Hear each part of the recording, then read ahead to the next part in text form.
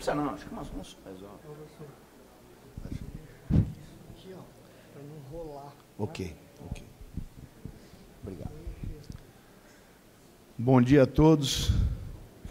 É um prazer fazer essa abertura desse evento. Como o evento todo vai ser em inglês, eu vou tentar fazer essa convocação aqui em inglês.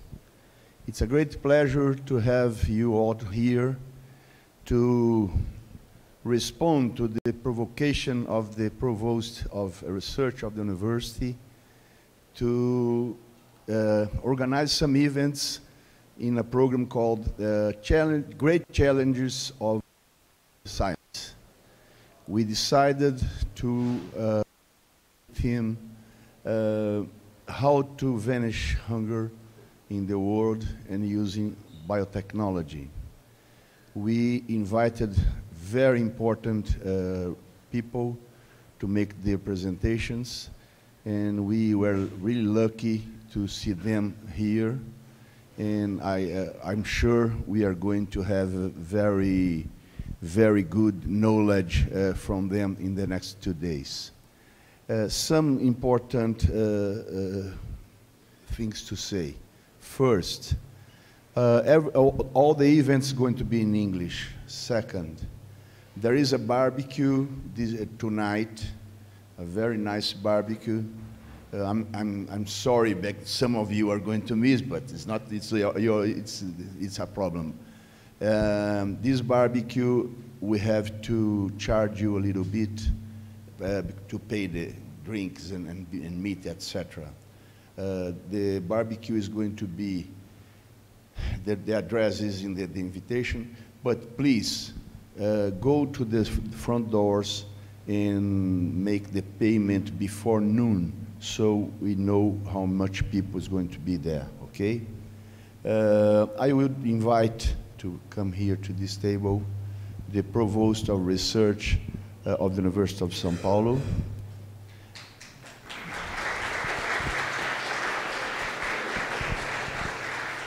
And also the Vice Dean of our college.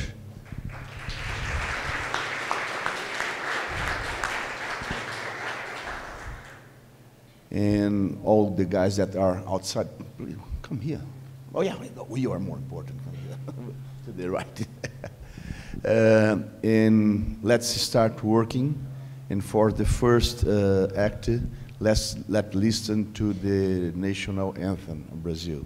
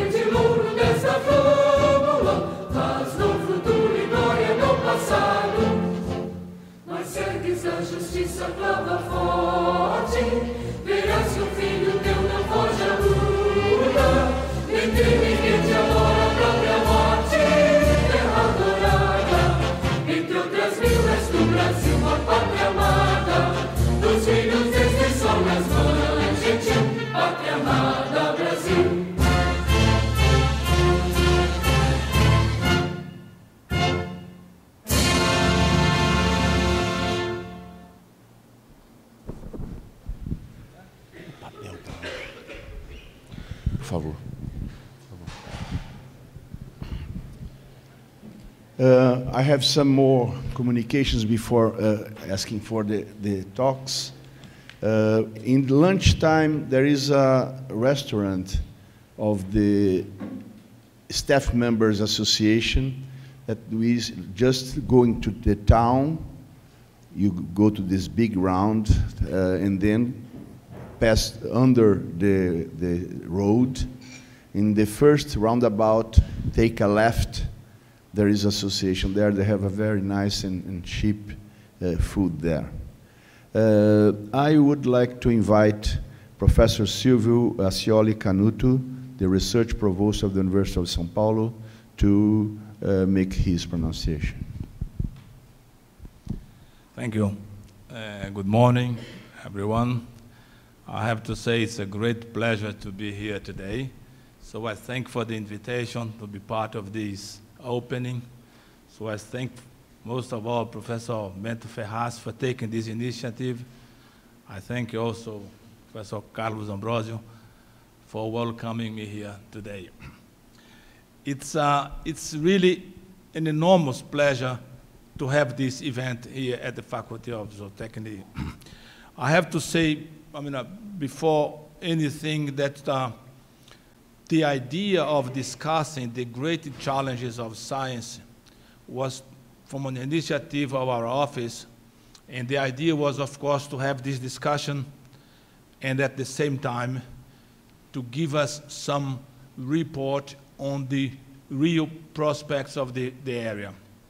In other words, when we took the initiative, we want both motivating a discussion of what are the great challenges of science, in this particular case, your area, but also we wanted to have a report so that could help us to understand and, of course, to define policies for the area. So I'm really looking forward for the report that we are going to produce and for this today meeting. When I have looked at the program, I noticed some of our foreign colleagues. I noticed that we have colleagues from Edinburgh, from UC Davis, Wisconsin, Missouri, Santiago, Beltsville, and also from Colombia. So I would like, on behalf of the University of São Paulo, to thank you for taking the effort to be here today. So discussing the world hunger could not be more appropriate in this occasion. So when we discuss real challenges of science, one topic that's really relevant is, of course, the future and, of course, the world hunger. I was looking at the report from the Food and Agriculture Organization, the FAO, and I could notice in that report, I think it's 2016, that over 10% of the population suffers from chronic undernourishment. And that's, of course, a world problem. Although it's more located in some places than others, it is, of course, a world problem. So I see two difficulties in that direction. One is, of course, to feed the population. But another problem is, of course, that the world population is growing. Hence, we need to be more productive, to have more production of food in such a way that we could feed the world. These are two of the most important aspects that I can see, but of course I will learn much, much more from you here. Unfortunately, I will not be able to be the whole period, but I will attend some of the conferences. So in summary, what I really want to say is to congratulate our colleagues, Bento Ferraz, the university, and this college here, for taking the possibility of considering the great challenges of science and for selecting such an important topic for discussion. So in closing, I would like just to say that please have a very good event. The university is supporting the event, and we want to find policies in that direction. Thank you very much, and have a great event. Thank you.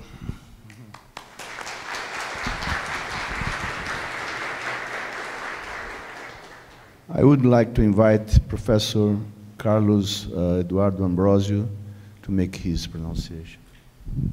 Just a few words, but many of them is to thank everybody that is here, and in the name of the Professor Bento, Professor Flávio, and Professor Age, who are the organizing, and also extended this for the team that are help of them.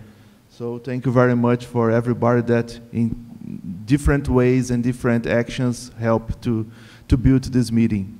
And of course, to thank the research provost to open this line of grant opportunity, and we got this to try to build more information about this important issue in the world now. And thank you very much for all here to be here. And I hope that you enjoy the meeting, and let's listen our invited speakers to be here. Thank you very much.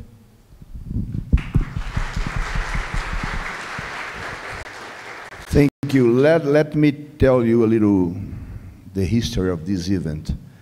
I received a call in a Thursday afternoon from Professor Eiji Fukumasu, telling me that there was opportunity to be funded for event linked to the great challenges of science.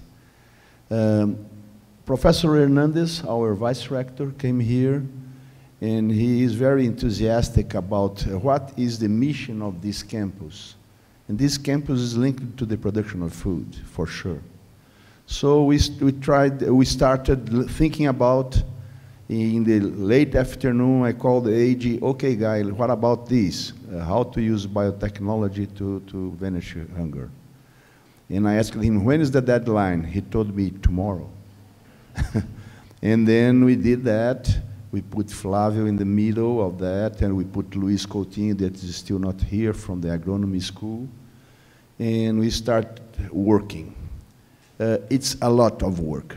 The last 5 or 6 weeks, AJ and me mainly, we are not doing anything else than organizing this event. But I guess we made very good choices. First, ask the representative of FAO from the United Nations, Professor Zavala, to make the first conference. This is important to see the problem, to identify the problem.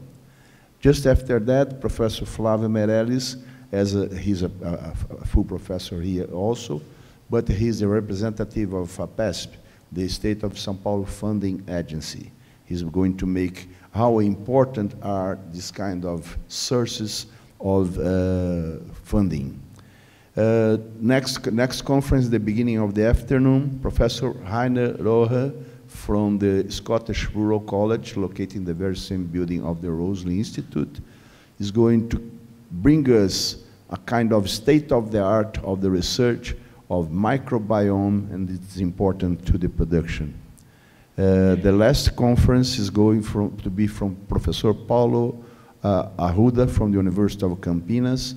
He's a brilliant scientist that is working hard in introducing genes from plants' resistance to drought and diseases into plants that produce food. It's a very interesting talk.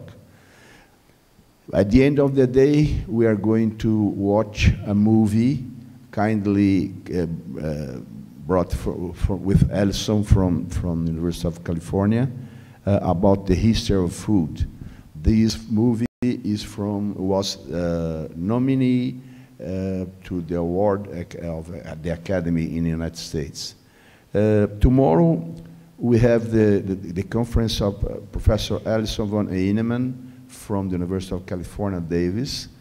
And then we have another presentation on how the industry sees the relation with producers.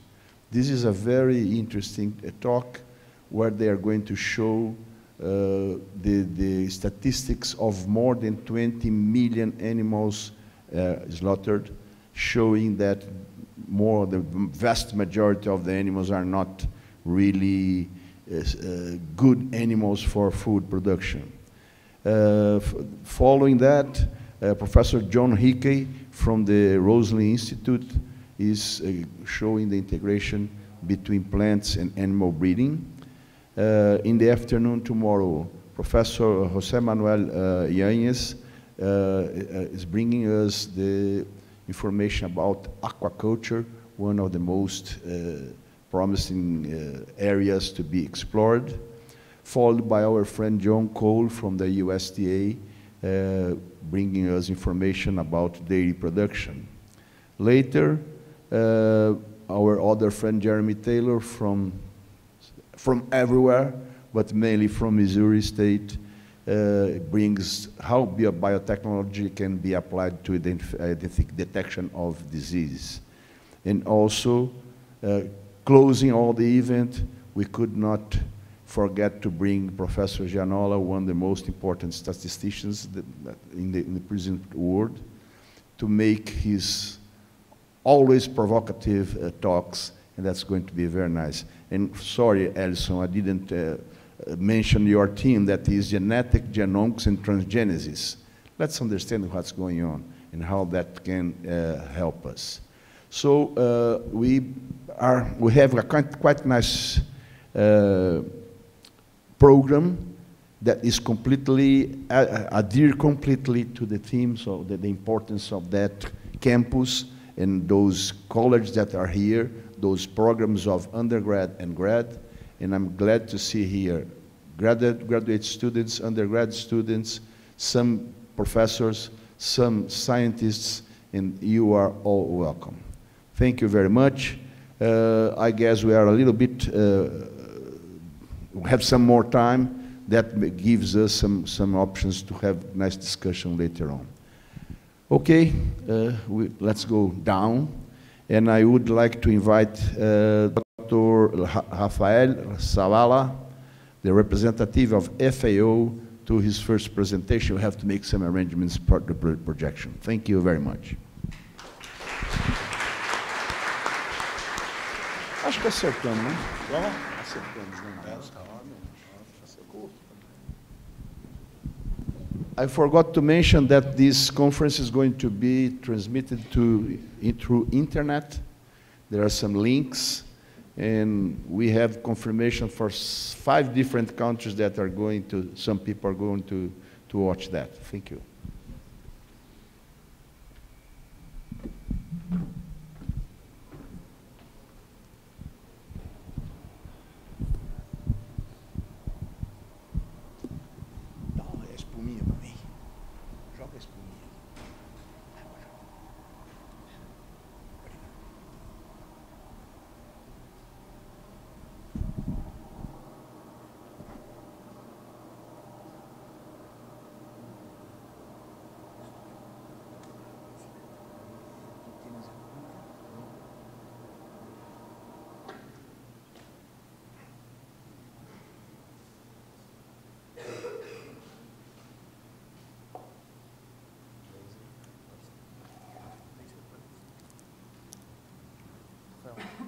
Some water. Some water. Leave her open.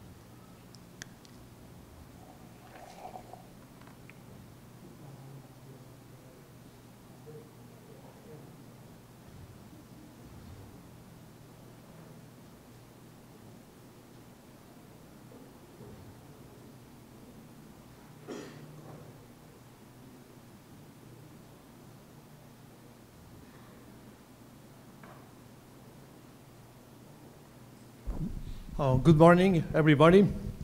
It's for me it's a bit strange to be in my first presentation in Brazil and talking in English. But I speak a lot better English than Portuguese. For next time, next year, please invite me and eu falaré português, okay?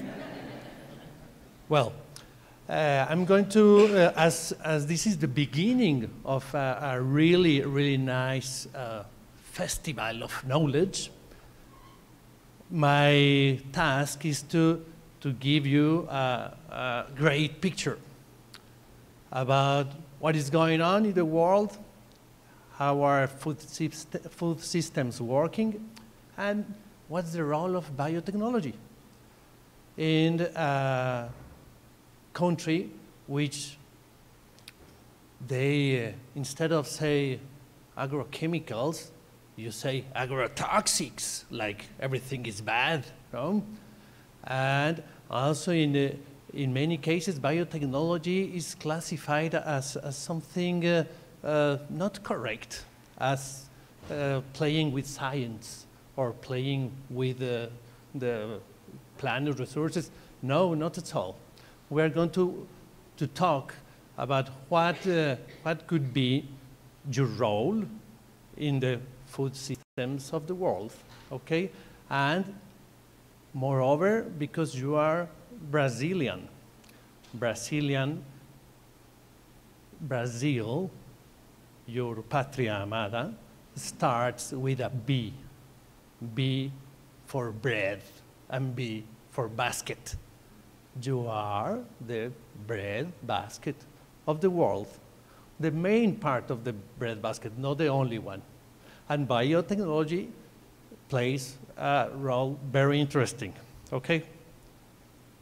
Well, in the university, or if you are doing a PhD or a master's, one of the things that you must make profit of this is the time for reading.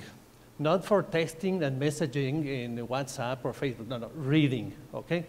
Later on, there's less time to read because you have to breathe, because you have to take care of children, of childhood, and so on. So make profit that you're in the university and read.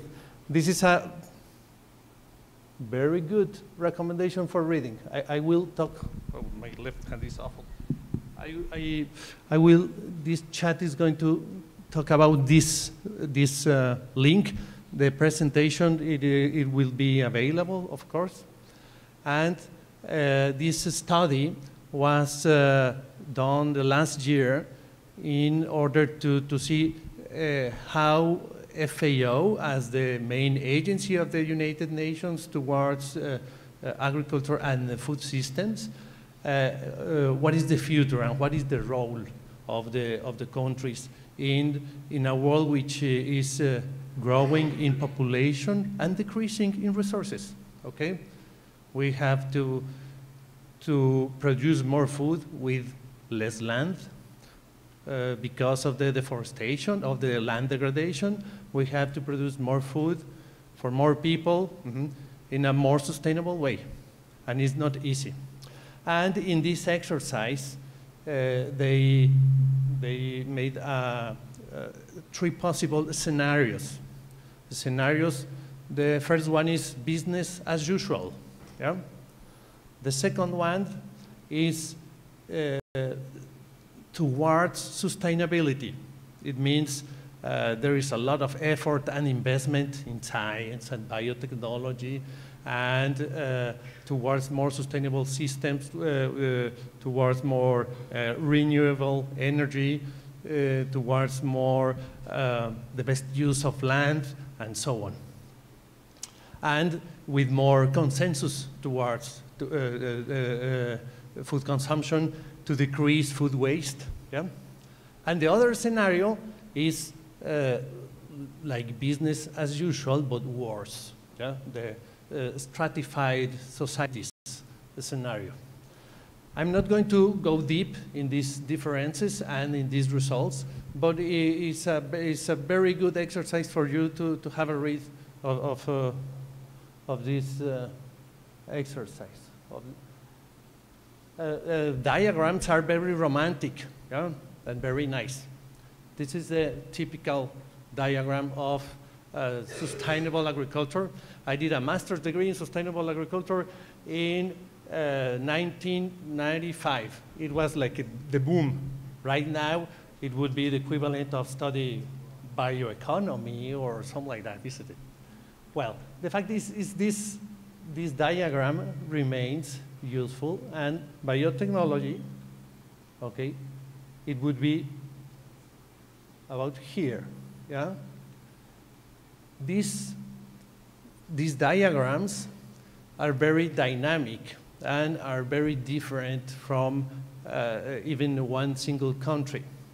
What can work correctly in some part doesn't work in other part.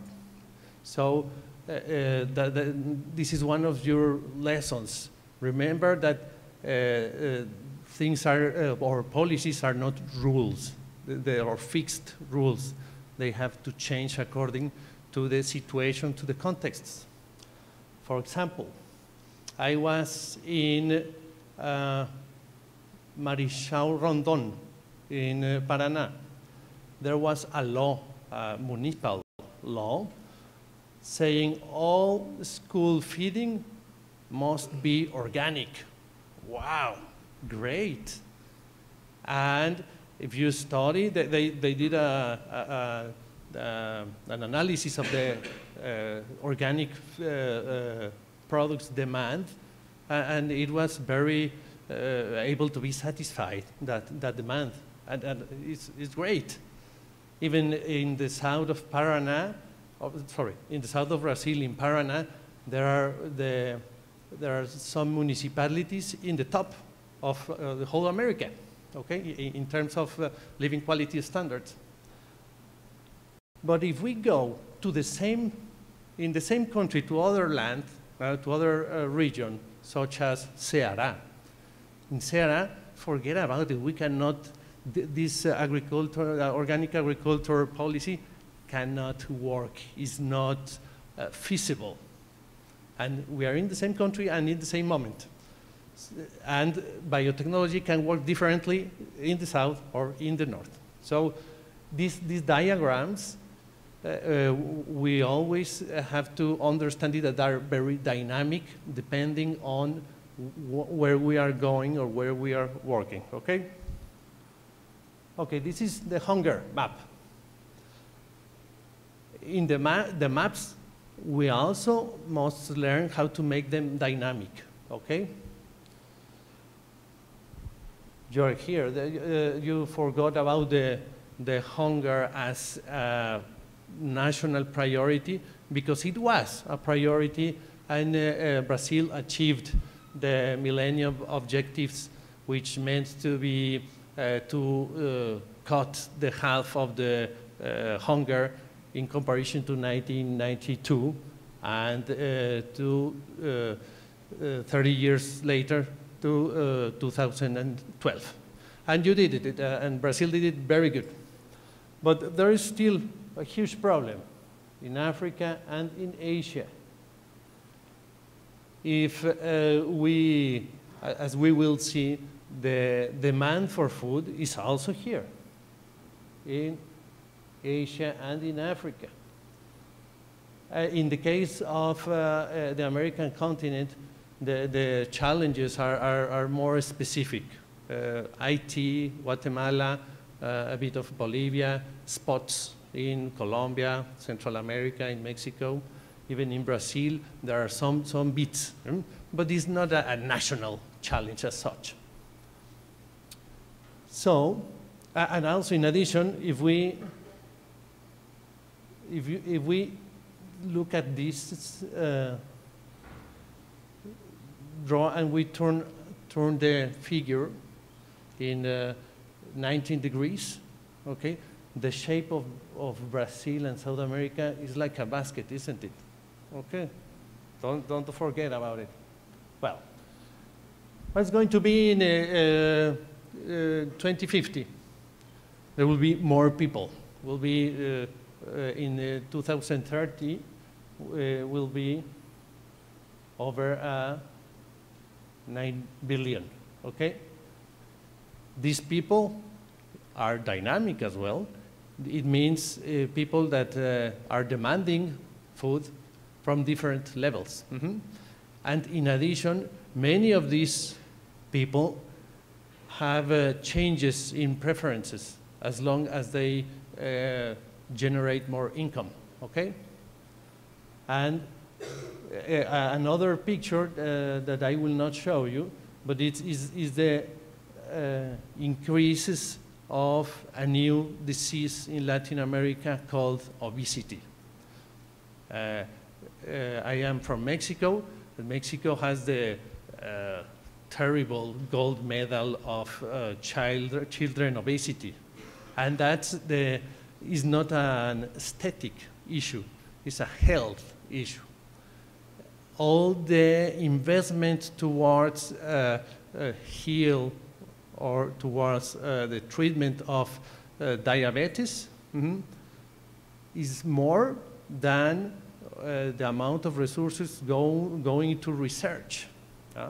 That's a huge problem. Obesity is along with corruption, I think, is the two major cancers of Latin America, isn't it? But obesity is the whole America, because the gold medal is the US, okay? Then the food systems, they must do something else towards not only hunger in Africa and Asia, but also towards obesity in America, in the continent of America, okay? Okay, this is the line of agricultural products and commerce. Mm-hmm. It's something that is growing with the same surface in many cases. Mm-hmm. And technology has a lot to do. Okay, this is the distribution of the growing of the gross domestic product. Mm-hmm. And I would like to emphasize a couple of things. In the developing countries, the demand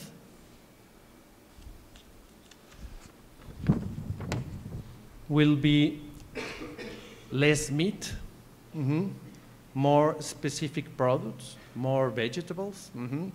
But to grow vegetables, you need land, of course, and you need technology, of course.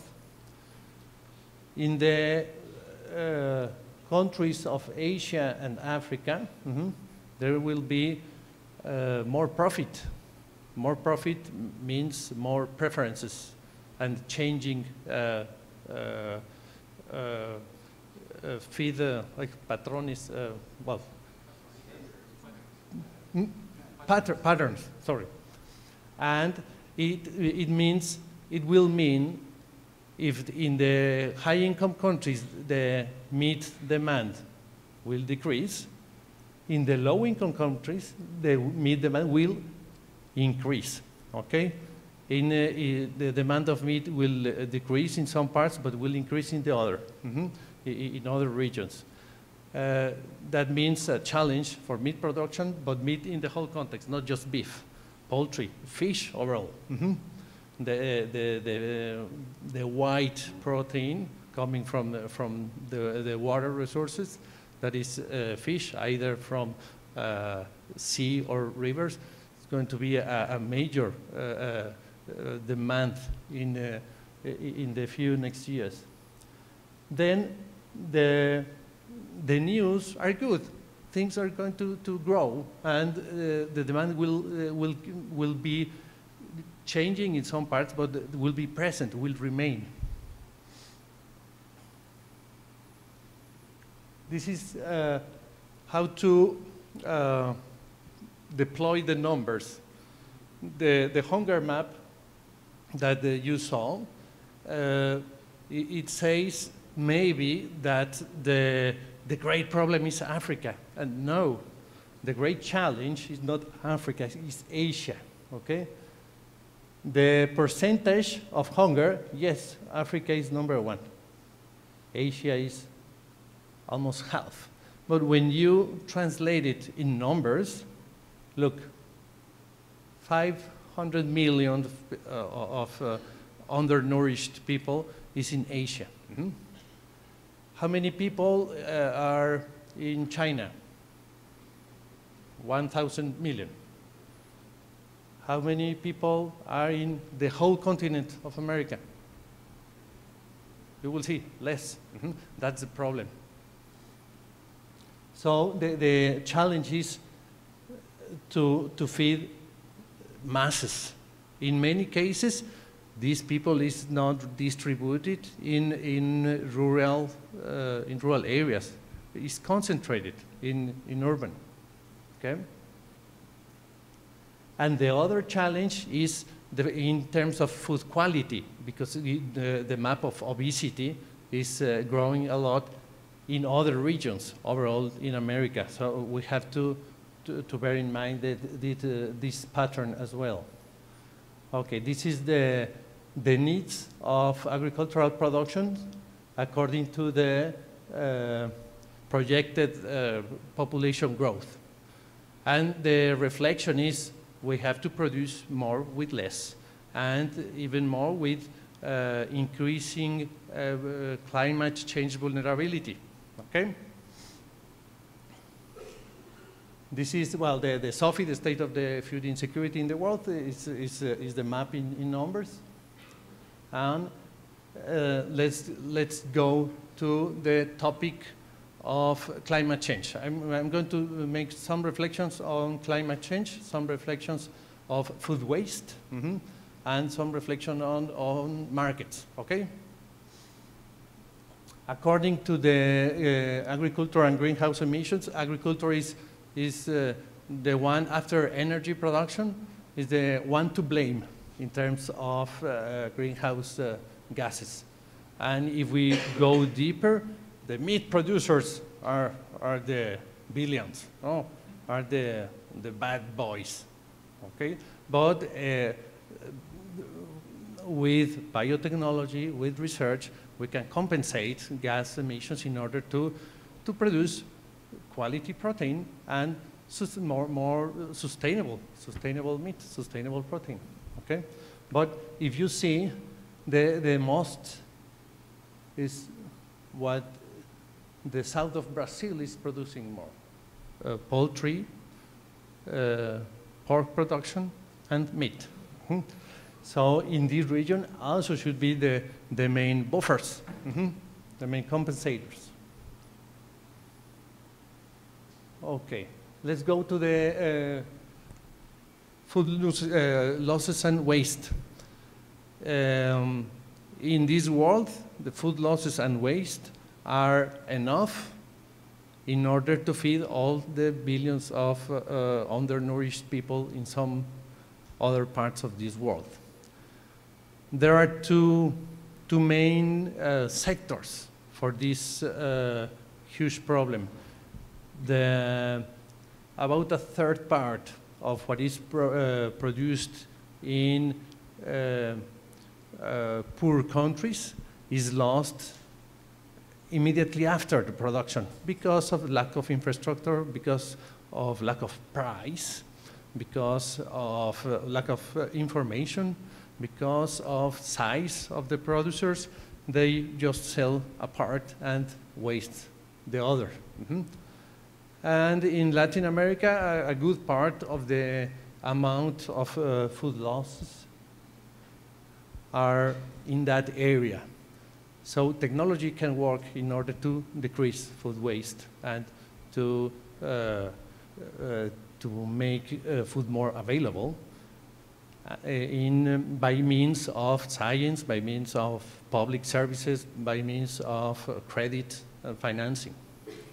And the other side of the coin is what is wasted at the household level and retaliation market stages, yeah?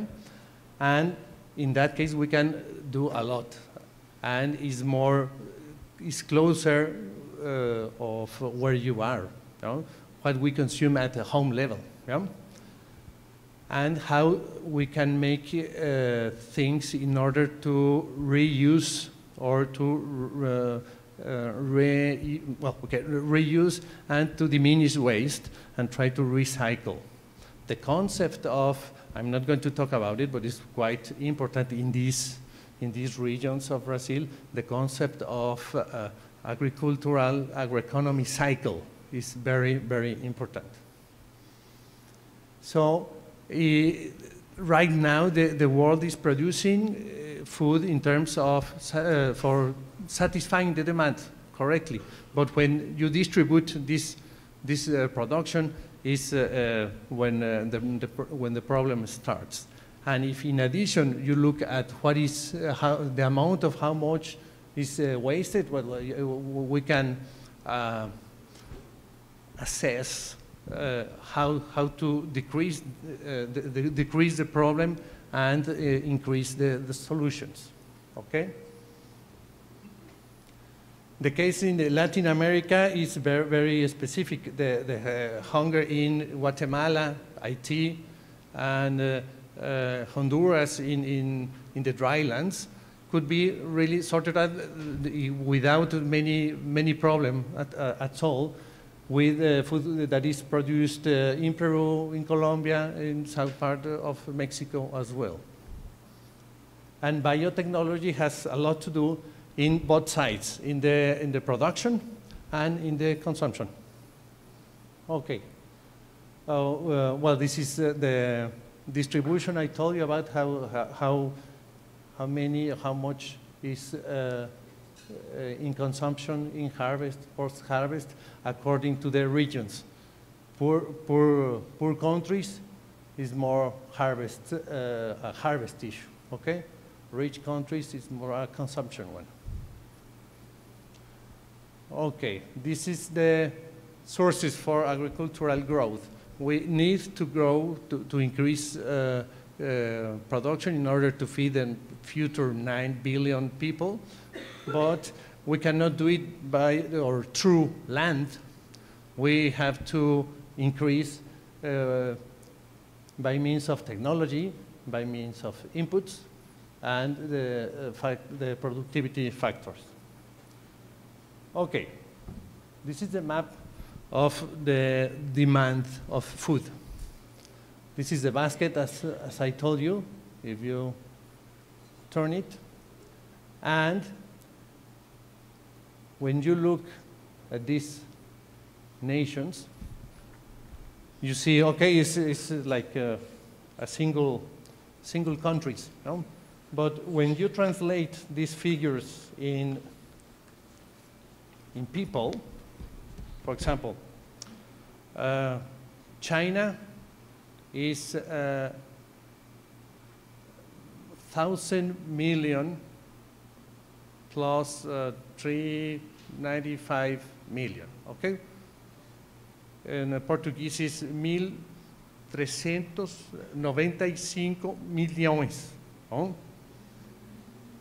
That means China is only it means the 31% of all the Asian population. India is also huge in terms of population. It's 1,375 milhões. Just between these two countries, the amount of people is huge. Let's translate it in consumption. For example, Vietnam.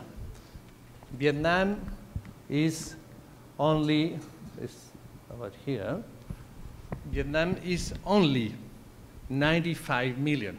However, they eat more than 200 kilograms of rice per capita in a year.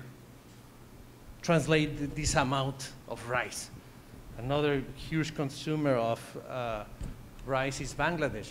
Bangladesh, the per capita consumption of Bangladesh is 200 kilos of rice, okay? To imagine, every day rice, breakfast, dinner, supper. But well, do you remember the amounts of the population? What's going on in America? America is a huge continent, not a single country. But well, the fact is that in America, the most populated country with 30% of the population, almost similar to China, is the US. But instead of 1,400 million as China, the US is just 329 million, okay? So the population dynamic moves everything.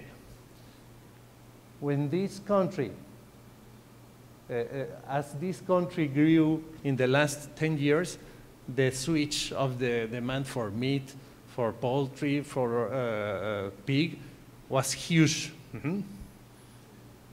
In the next few years, it will happen the same with India. Mm-hmm. They don't eat a lot of beef, but what about lamb and poultry? It's huge. So we can say that in this part of the world is the most of production and the least of population. And in this part of the world is the most of the demand, okay? And the challenge also is Africa. In terms of producing food is one of the problem is that half of this is dry lands, yeah? So the challenge towards water resources, land management are a lot bigger. But well, always remember this change of, okay. This was a Twitter of 3 days ago, yeah? The gross domestic product of Asia will be half of the world. That will mean more demand of specific products, less commodities, more specific, that will demand more protein. Mm-hmm. In many cases, people of the countries are vegetarians not because of a choice, it's because of a economy problem. As long as they generate more income, they want more protein. Because also it is a concept of development. As long as I have more protein, I have more welfare, okay? So this reality, as I told you, this is from some days ago, this reality will change food systems and food markets. Okay, in the case of Brazil, everything is growing. Mm-hmm. Right now, the amount of land will decrease. But, or if not decrease, the growth in land will decrease, okay? The task is with more technology, with better inputs and more productivity factors, okay?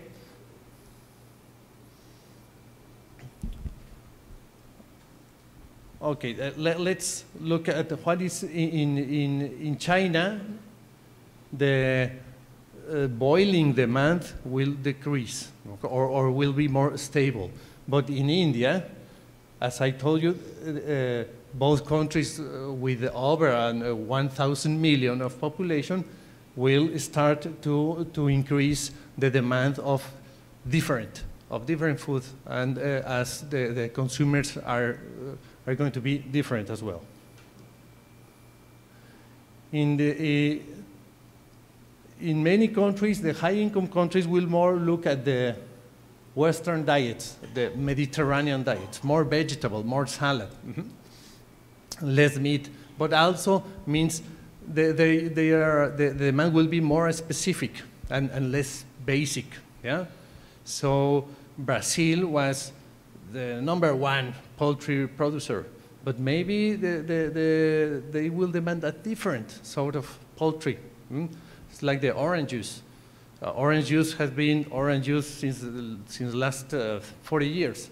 But maybe in 10 years' time, the demand will be for your detox juice. Oh? And we have to reorient the strategy to offer or to satisfy the demand of more specific products. The commodities will still run, thanks to the other countries, but the market will be more exigent in the countries with more income generation. As I told you, the challenge is sub-Saharan Africa. In the map of hunger, let me tell you just a quick look at they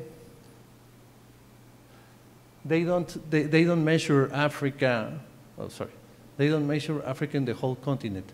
They put the North Africa as the Arab French, of the Arab belt, because the difference are huge. It's like the difference between these two countries and the rest of Central America, or including Mexico, of course, okay?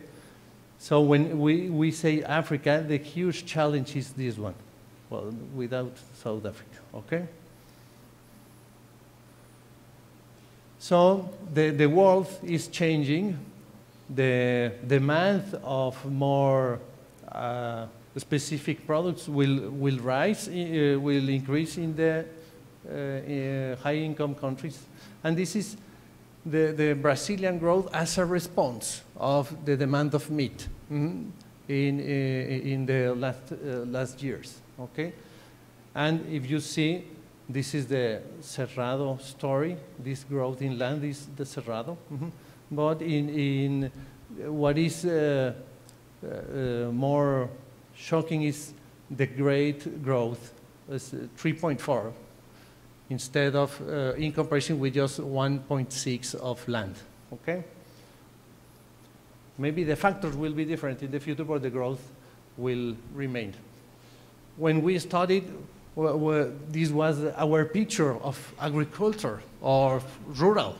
Oh, these are paintings from two famous artists of Mexico. This is Diego Rivera, and this is Murillo. And that was our landscape of agriculture. It's totally different from the reality, okay? We have to bear in mind this huge difference. And what is the food systems, okay? The pictures I told you was just here. This is all the food security scope, okay?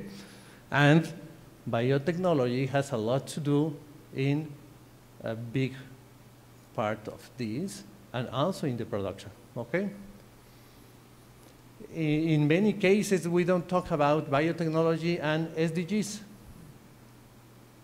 But if you analyze each one of the SDG, biotechnology, it has something to do in almost everyone. Maybe the partnership ones is not is not present, but biotechnology is present in every one of the rest of the and the justice one. So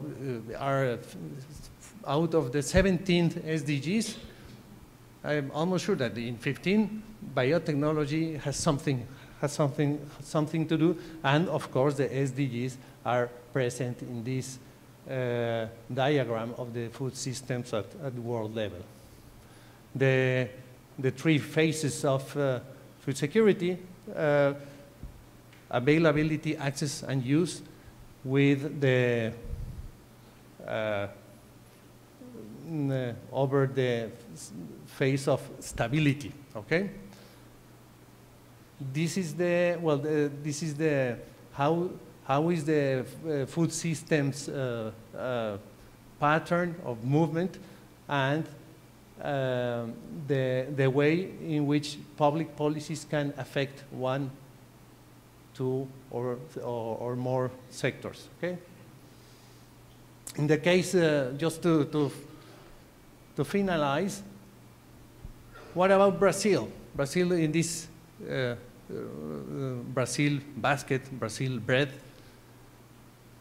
The situation of agriculture, Brazil will be a major part of the heart of the production. Okay, but many things can change in order to satisfy the demand from different countries. Okay, so maybe will not be many ethanol demand. They will change, because ethanol it competes with land.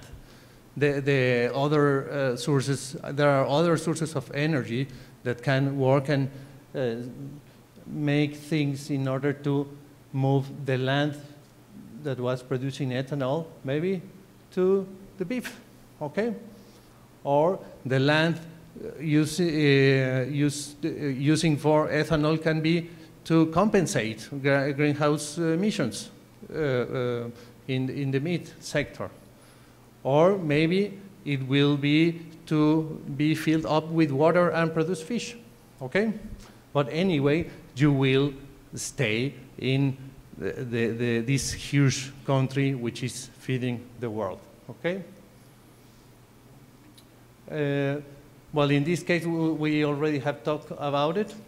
I would like to, in the In the rest, I still have some like 10 minutes. Why don't we exchange opinions, criticize, and so on? It is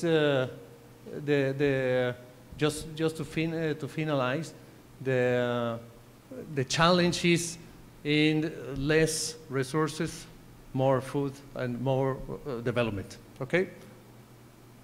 And what I said about biotechnology and the SDGs, don't forget about it. Congratulations, thank you. Muito obrigado.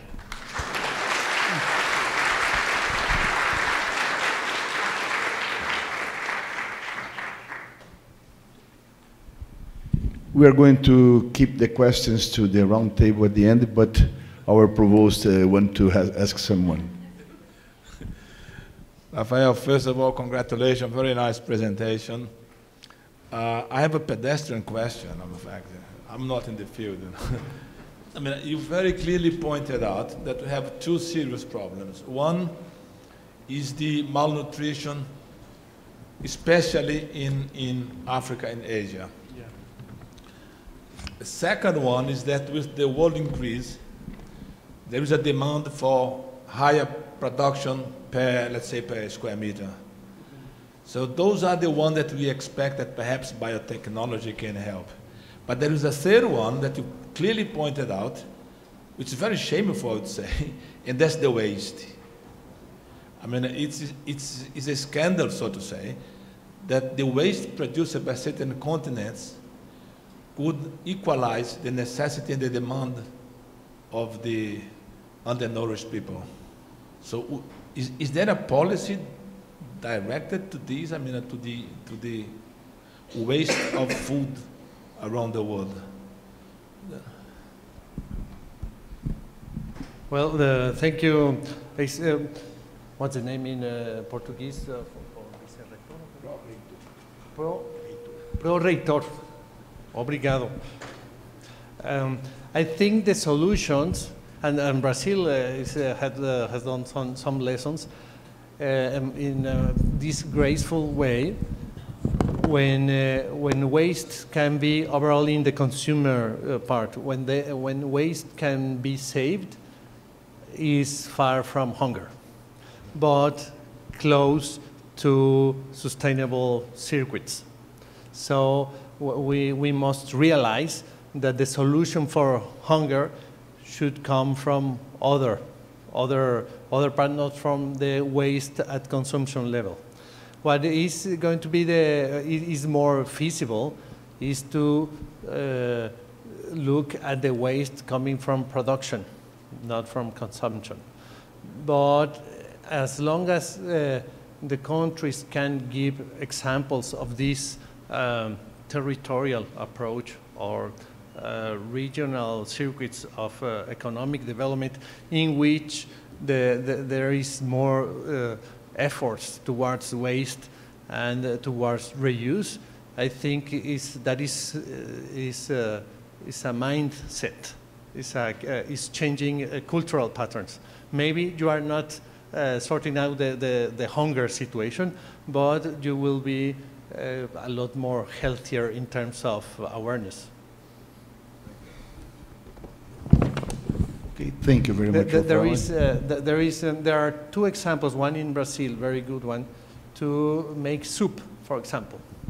In the case of vegetable wastes in the market centers, and they were giving this canned soup of vegetables, went as a food aid in IT. That's a good example. Okay. Isolated, but it's a good example because that was from the food produced, consumed in Sao Paulo. Yeah. I don't know if it's a current example, but it happened. This soup was Alegria or Sonrisa, and was 10 years ago. That was an example matching what you are saying. Yeah. And that points to the importance of not only biotechnology, but technology of drying food, etc., just to save the waste. So there are so many points to work on. Thank you very much, Rafael. Okay, we have time. That's good because we can discuss in the round table. I have several points to comment when the roundtable starts.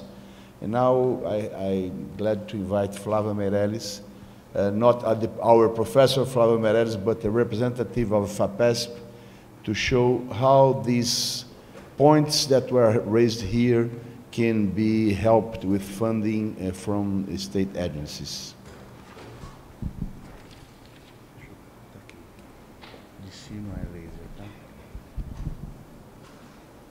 Thank you, José Bento, AJ, for the invitation. I'm very happy to talk a little bit about what funding agencies can do to influence the advancements of science in food production and safety. I have to say that this is quite a challenge because I actually do work at FAPESP as a consultant on the agronomy and veterinary coordination. But my main area is the basic research on embryo production and reproduction. So to talk a little bit about food and this advances on food production was a little bit challenging for me. Just a little bit of what who's presenting. So my name is Flávia Meirelles. I'm field professor in this campus at Faculdade of Animal Science. I work in genetics and reproductive biotechnology. Major area of interest is cytoplasmic inheritance, so a very basic science area. I was the mayor of this campus about 1.5 years ago, so I've been also involved in a lot of administration. Now I'm part of the vice coordinator of general administration of the University of São Paulo, in São Paulo.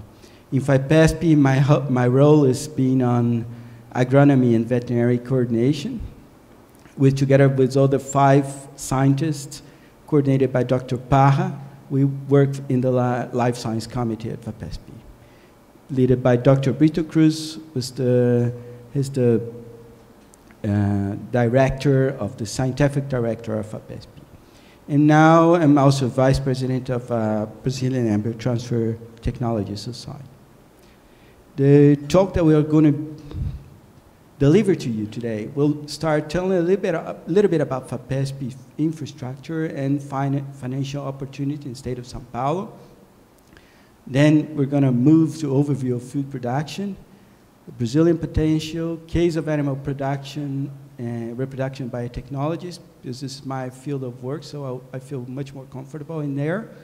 We're talking about overview of FAPESP and universal contribution to food production, and then finally going for conclusion and final remarks.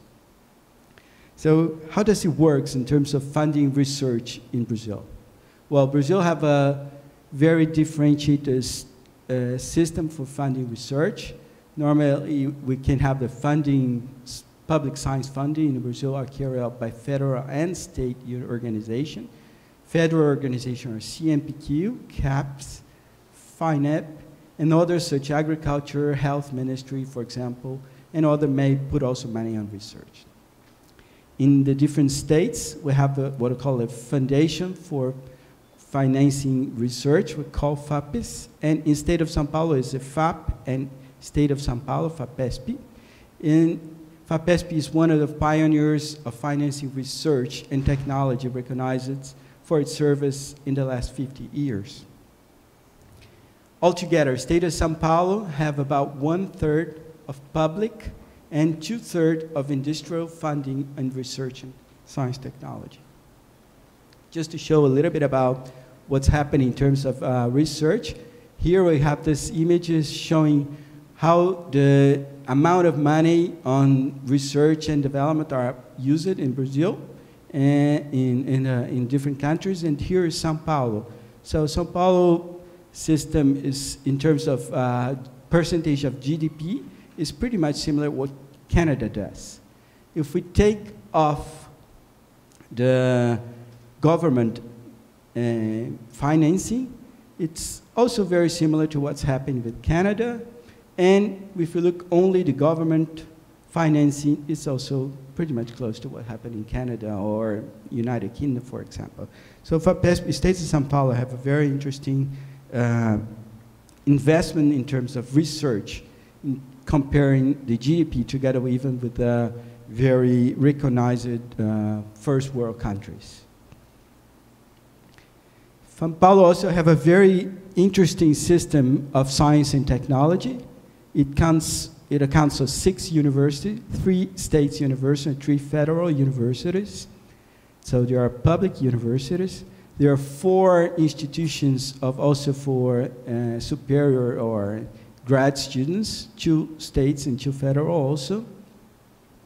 There are 34 institutes of research, 23 from state, 5 from federal government, and 6 Embrapa. Just saw Luciana over here representing Embrapa. 18 institutes of private research. So mainly of them, the majority is linked to hospitals, so medicine. And about 14,787 industry, they are related to, they are doing research and innovation. And what I would like to point out over here is that about 1,000 of them is related to food. So there's also interest in the state of São Paulo is somehow committed with food production and food technology.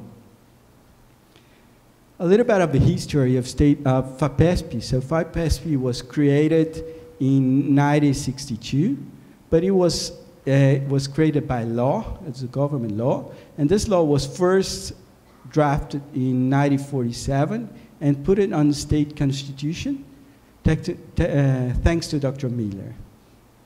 So in 1962, it started up with about 5% of the state's income or tax revenue.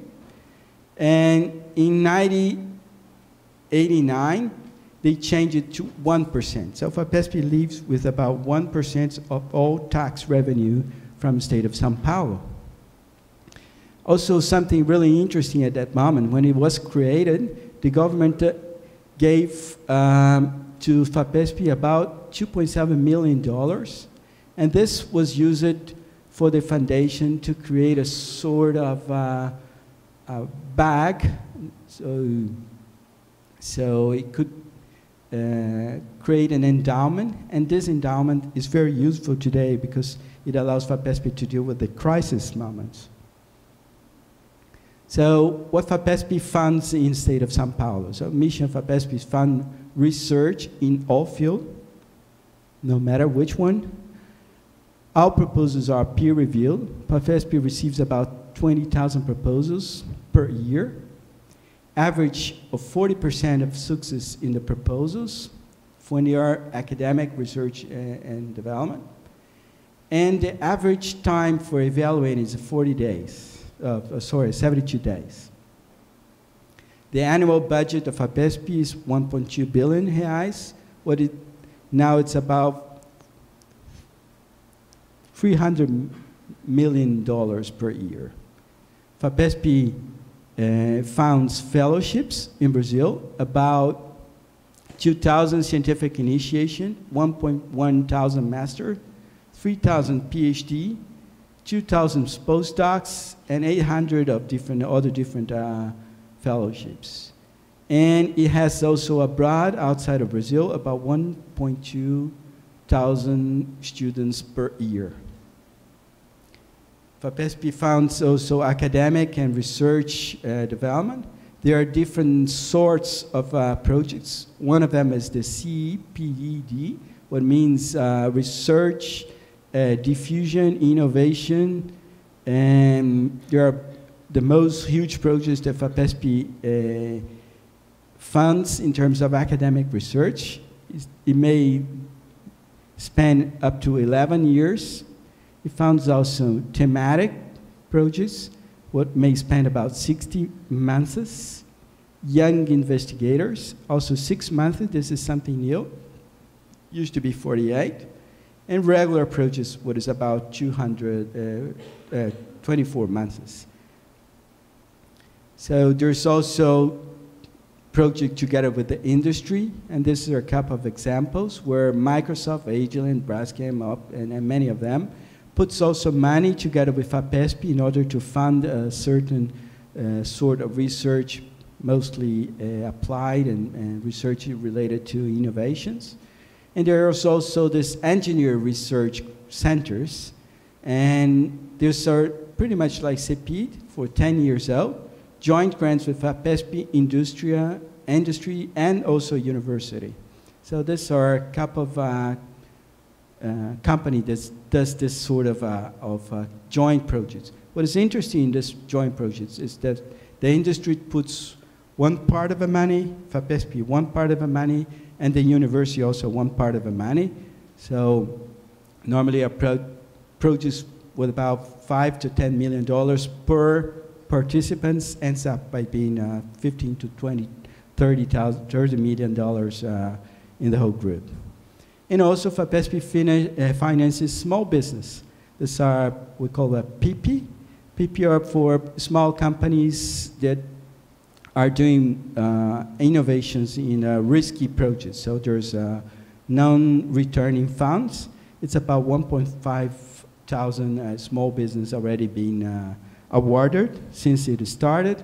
And it's amount normally funds about 3 companies per week. So if we divide the FAPESP expenditures by function, most are research towards application, with a view towards application, but there's also 40% of completely basic knowledge, and a little bit of infrastructure, so 8% of infrastructure. If we divide in terms of areas, we can see over here about 8 or 9% of the FAPESP invests are in agronomy and veterinarian. But many of our research are over here, but food engineers would come in this way. So it's a little bit complicated to define how much you would invest in food, for example. And finally, just to show a little bit what's happening in terms of São Paulo.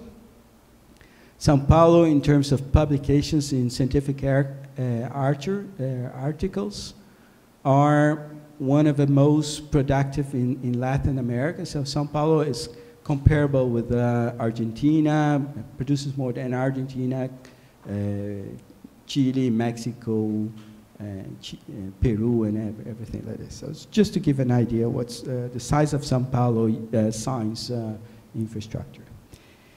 And then after talking a little bit about FAPESP, I would like to go to the day challenge, is to say how funding agency can influence the advancement of science for food production and safety. I have to say that I'm very happy I have this 2 new books that were recently published. One is Agro is Peace, Agro é Paz. It was published by the chair, Luis de Queiroz. It's a chair that was open in Exalc, University of São Paulo, and the chair was the former Minister of Agriculture, Dr. Roberto Rodrigo, and dedicated 1 year of this chair to produce a government plan, what means they're indicating to governments, because it's a 12 years plan, not only a political year, but not for the governor, but the government. What we have to do if we want to make Brazil to produce enough food for Brazil and also for doing business outside of Brazil. And there's another book called FAPESP Contribution, sorry for that, Contribution to Agriculture Development in the State of São Paulo. It was organized by Paulo Cidade. They died during the moment they were doing the study, and was continued by Alexandre Nicolella. That tells a little bit what's the São Paulo revenue about agriculture and how FAPESP could help to increase the food production. Just to give an overview of food production, and this is up in the whole country in Brazil, productivity increased in the recent years. So we've just been shown by Dr. Savala. Brazil used to work in early 90s about 38 million hectares for producing crops. And then since then, he increased it about 1.6%, 1.6-fold, and it reaches 62 million hectares for producing crops. In the same situation, it increased it about 295% in terms of production of crops. It wasn't different for pigs, for example, 255, or hen or chicken, that was 462. And if we account for this production, is not using technologies or with the same amount of production that we had early in 90s, so not too long, we're not talking about 60, we're not talking about 60 or 50s, we're talking about 90s. If we maintain the same production that we had in the 90s, we would have to increase about 88 million hectares of areas, of plantation areas, in order to produce the same amount of food that we produced in today. That means that this area was spared in terms of production of food, and because of that, it may be used for maintaining our forest. So increase of productivity is not only a matter of producing food, but also it's good for environment. Well, the consequence for the increase of productivity is the decrease of the food price. So this is one study of a foundation of University of São Paulo called FIP, showing the price of food decreasing from the early 70s, but now we're looking at 90s also happening over here. So you see the price of food is decreasing. What is also very important, because this is also important for social security. And besides for social security, environment, the increase of production is also good for Brazilian international trade. So if we want to look at Brazilian international trade in 2017, it had a positive effect of 48 giga-dollars. And this 48 giga-dollars that were positive for this for the international balance, trade balance. 71 giga-dollars were brought by agribusiness, and 23 giga-dollars were lost or were negative by the other sectors, indicating that the agribusiness is responsible for a 148% of the trade balance, of Brazilian trade balance. So Brazil's have a really good contribution from the agro in order to make it international trade positive.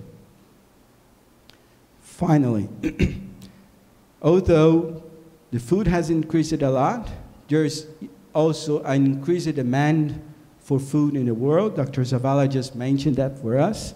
Now, Brazil, the world will have to, until 2030, will have to have an increase of about 20% of its food production in order to feed the people. And if we looked at different countries can't do this 20% increasing in their own production, that will mean that Brazil will play an important role for increasing this production, and about a 40% of increasing will be needed for Brazil to reach the amount of food the world needs. Well, why? Because the demand will increase about 20% in 11 years, and Brazil have about 1/3 of the land estimated available for agriculture expansion in the world. This is from data from FAO. And there's also really interesting data over here. The most areas available for food production in the world are in the tropic area. So besides of the idea that Brazil have to produce food, is also have to produce technologies, because the technology that we use in this tropical area may also be applied for other tropical areas that are available for food production. So there's two important points of Brazil in terms of possible agriculture expansion in the world. Well, the reason that Brazil is so important is Brazil is a huge country. So Brazil have many states that are country-sized, as we see over here. But there's a other point in this. Although Brazil is very huge, there's only about 30% of the lands they're using in agriculture. And only 9% in agriculture and 19% in pastures. So that means if we want to increase the food production, we want to go in this way, decreasing the amount of pastures, increasing the amount of planting areas. Instead of going that way, they would have to use our forests or conservation areas. So just to give a look and an idea of what's happening in terms of the pastures, Brazil is increasing the number of heads in its herds since the early 70s. It didn't stop to increase, so we have now about 220 million heads in Brazil, about 1 cow per person. But what's happening is that the amount of land used for producing animals are decreasing. So we can see over here we use it about 190,000 million of hectares, and now we're talking about 165 million hectares, because of these lands are being used for planting. So in order to maintain the same number of animals, what we have to do is to increase the amount of animals per hectare. So this is a good thing related also to biotechnology. So we have to do crops biotechnology, we have to do pasture biotechnology, and also animal biotechnology, in order to allow this situation to continue to go in this way. What is also good, because we're decreasing the amount of pastures, we're also decreasing the amount of pressure in terms of deforestation. So this is also good for the environment. And we're not changing that much the amount of food and amount of money that we're producing, exporting this meat, for example, for outside of Brazil. So this is an idea of how much we're exporting to other countries. Finally, just to give an idea, what's the importance of animal production in Brazil economy? So the whole meat production it accounts about for 31% of the whole agribusiness production. Okay, so we talk a little bit about what's happened in terms of agriculture, how biotechnology and technology are helping to increase. And I would like to show you one case in terms of reproduction biotechnology that can show how investments in research can help to deal with a certain problem of biotechnological problem or a food production problem in a country, for example, in the state of São Paulo. So I use the reproduction biotechnology field because it's the field that I work with, and because there are specialists in very different other fields over here, and I would not like to go into their area because I would be like embarrassed to do that. So these are 3 sorts of grants that FAPESP gives for research and innovation. So this is normal grants. We call it auxílio regular grants. These are special grants. There are basically young investigator grants and thematic grants. So we see most of the grants that we have in embryo or reproduction are basically normal grants, or a few of them are special grants, and also a few of them are related to innovation. But what is interesting, I would like to show you, is exactly the curve. So we see a small curve over here, and then it starts increasing the inflection over here, about 2001, 2004, about from this moment right now. And if we look, for example, the number of artificial insemination in Brazil, you see this start increasing also about 2003, 2004. And with this, we see that we are reaching about now about 14. This year was 17 millions of animals that were inseminated in Brazil. Most of this increase it also was used because there was using a new technology called IET, artificial insemination of fixed time without looking into animals that are coming to heat. So you see the increasing of this technology, and this technology allowed the increasing number of insemination. So insemination curve is pretty much similar to the curve of financing FAPESP. And this was a slide donated by Pietro Baruselli, a very good friend working on reproduction. Sorry about. So this is one plateau that he found it over here, but in this year, last year there was about 17 million, so this is still increasing. Other area of research on reproduction that's also follow the same pattern is in vitro production of embryos. So you can see over here, about 2000, 2003, Dr. Ieda Watanabe is one of the private companies that started up with in vitro embryo productions over here, showing the increase of embryo producing since, pretty much similar to what happened in terms of financing with FAPESP. It shows that perhaps FAPESP and research financing is actually working very well to improve technology or biotechnology in those areas.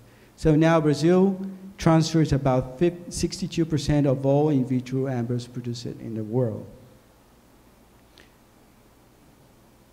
I had to show a little bit of my data, otherwise it would be complicated. So these are the field that we work. And so far, state of São Paulo have been producing 1,500 animals produced by nuclear transfer. It's also a biotechnology and started up on 2004. So pretty much what happened together with FAPESP. There are different sorts of markets that open after this strategies. So for example, semen is important. Bulls that you need to produce in semen increase. And also selection of animals, special meat, everything becomes viable when you have new technologies available. So this is one example. Brazil now needs about 500,000 embryos per year that needs to be transferred to 500,000 recipients with good quality CL. So it opens for new technology, new research, and also new proposals. There are other sorts of increase in terms of economical. This embryo, as soon as we have new research, we have new technology, new equipment, new consumables, and new companies in the state of São Paulo. These are companies that are financed by FAPESP and producing a sort or different sorts of products related to this sort of biotechnology.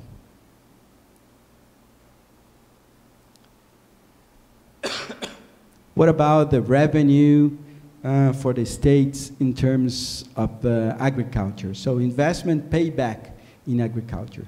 So this was the study of Dr. Cidade and Alexandre Nixolela, and he showed that for every dollar that one invests in research in the state of São Paulo, we get back about $30.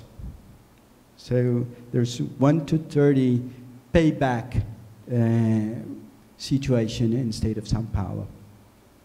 It actually works very well in universities. So for state university, we have also 27 to $35 payback.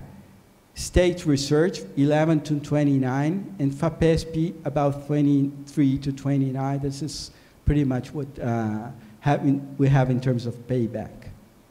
The functions are related to human resources, research, extension, research, and innovation.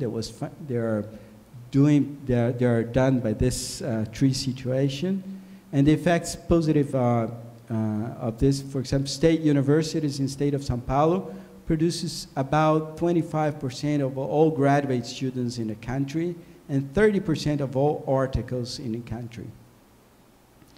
Well, states are pretty much extension over here, but there's also research. And FAPESP ideas to to work with agility, with internationalization and freedom.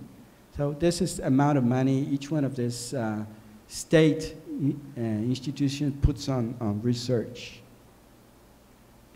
So that's it. FAPESP funding, just to give a resume, is very proud of its demand-based financial support. So it's, although FAPESP sometimes make special calls for specific areas, it have a demand-based financial support. So the researcher are the one that makes the demands and go and tells FAPESP what he want to do. There is no restriction of research area as long as it has quality. And FAPESP wants the system to be with bureaucracy as low as possible. Well, there's also FAPESP now working in international collaboration. There are two different sort of lines over here. FAPESP programs like Visit, Researcher, Postdoc Fellowship, Young Investigator Scholarships for Brazilian Research Abroad, and São Paulo schools. They are financed only by FAPESP. And there are international agreements with funding agencies for fostering joint research projects. So there are projects that are conceived together, written together, performed together.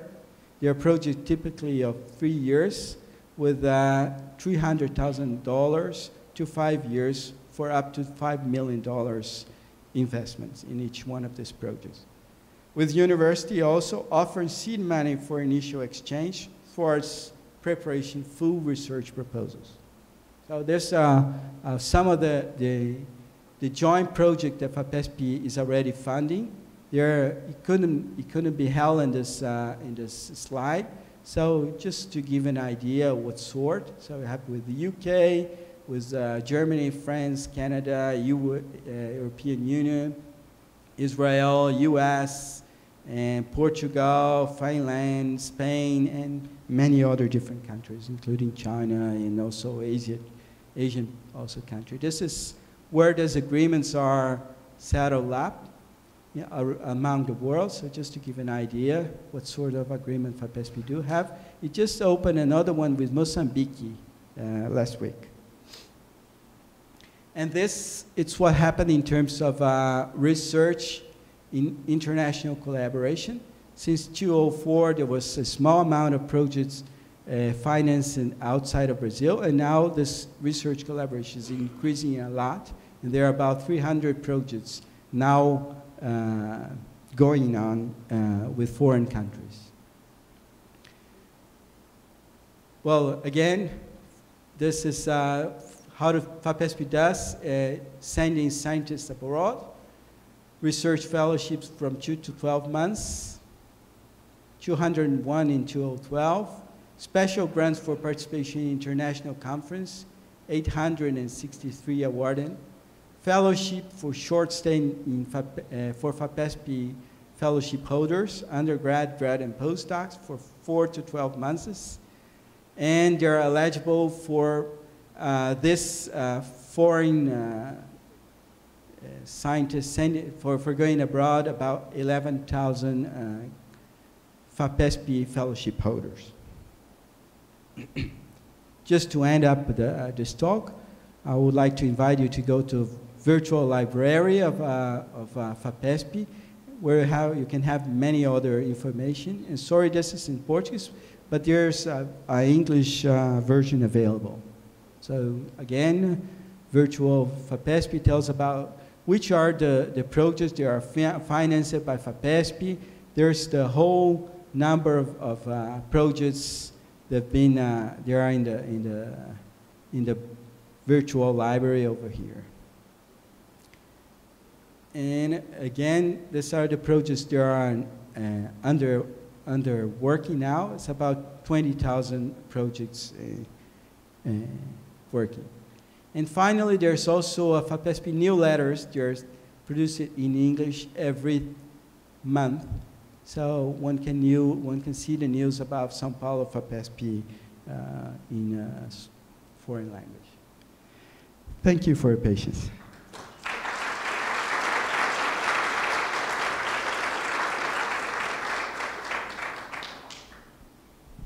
Okay, I would like to invite you, both speakers, to a round table, and I would ask everybody to make questions, including comments about your countries and your institutions. Okay? Zavala, please, let's go there. Se quiserem fazer pergunta em português, a gente traduz, tá? Eu vou lembrá-los que tem um churrasco e que até meio-dia eu preciso das adesões aqui na frente, senão a gente não consegue programar direito, tá bom? Let's go there upstairs. First, I would like to comment that Brazil is a very interesting country, as Dr. Zavala is realizing this 3 months of working for FAO here. We have some nice solutions on how to keep soil fertility, and including to increase soil fertility with different techniques of raising grains. That's what's called plantio direto. There are some regions in Paraná, you quoted Paraná, where the productivity increased more than 100%, and the use of chemicals decreased more than 50%. So there are some very good examples that could be, the ideas and the technologies could be exported to Africa and things like that. It's not that easy, we know that, but this kind of techniques of drying to make soups, like you quoted also, they are really important and it should be stimulated to avoid the waste of food. Okay, it's open for everybody. I know Jerry Taylor is going to make some questions. I love your questions. And also Danielle, you have very, very good points, I know that. Please, come on. Hi. Yes, Alison Van Eenenham from the University of California, Davis. I guess I would like to start by asking the first speaker, what is biotechnology? I think there's a number of different definitions, and some are perhaps more controversial than others. In order to answer this question, I will give the microphone to Bento. You know that Bento comes from the Latin, means blessed, bendito. What is biotechnology? You are the person that can define that. But that's a good question. There's some confusing about that, and I guess biotechnology is how to deal with something that comes from the lab applied. People consider embryo transfer as biotechnology. People consider artificial insemination as biotechnology. More modernly, the DNA manipulation techniques are considered. So I guess Flavio is much better to answer that question than me.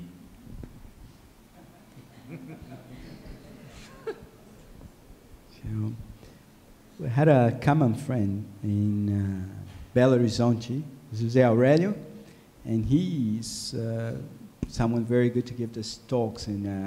But I remember once he was telling that he had never found biotechnology in a dictionary in Portuguese. But he found something called biotechnia, just a biotechnic. And in his way to see it, so biotechnology is something that relates to any sort of bioproduction of biological sources. So anything that deals with biology of animals or plants or bacteria, anything may be included in biotechnology. So the way you deal to plant a sort of a crop, everything is somehow biotechnology. They may involve also other sorts of technology. They are like mechanical or everything like this. But as long as you're dealing with biological source, and you're organizing a way to plant or to produce everything. So you can include this on biotechnology. So there's more old biotechnology and more modern biotechnology, but all of them, I think it will include in this sort of technologies. I just would add how to use science, how to use biological science, from transgenics to how to make able to make a soup, for example, as we did with the example of waste food. So biotechnology is a really wide spectrum, and it touches some polemic topics, of course, such as the trans fat. Well, the trans fat, when I was in the first degree, I had a teacher of the molecular biology, and he was the one who made up the margarina. Margarina was the trans fat butter, and was very commercial 5 years ago. Sorry, 5 years later, and then 20 years later came up the problems with the trans fat. Then is applied science towards useful things, and from agriculture to astronomy, I'm sure. I will send back the question to you.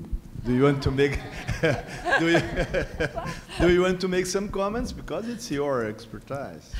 Well, I asked a little facetiously because I think if the biotechnology definition you gave to me is agriculture. Applying science to biology is agriculture.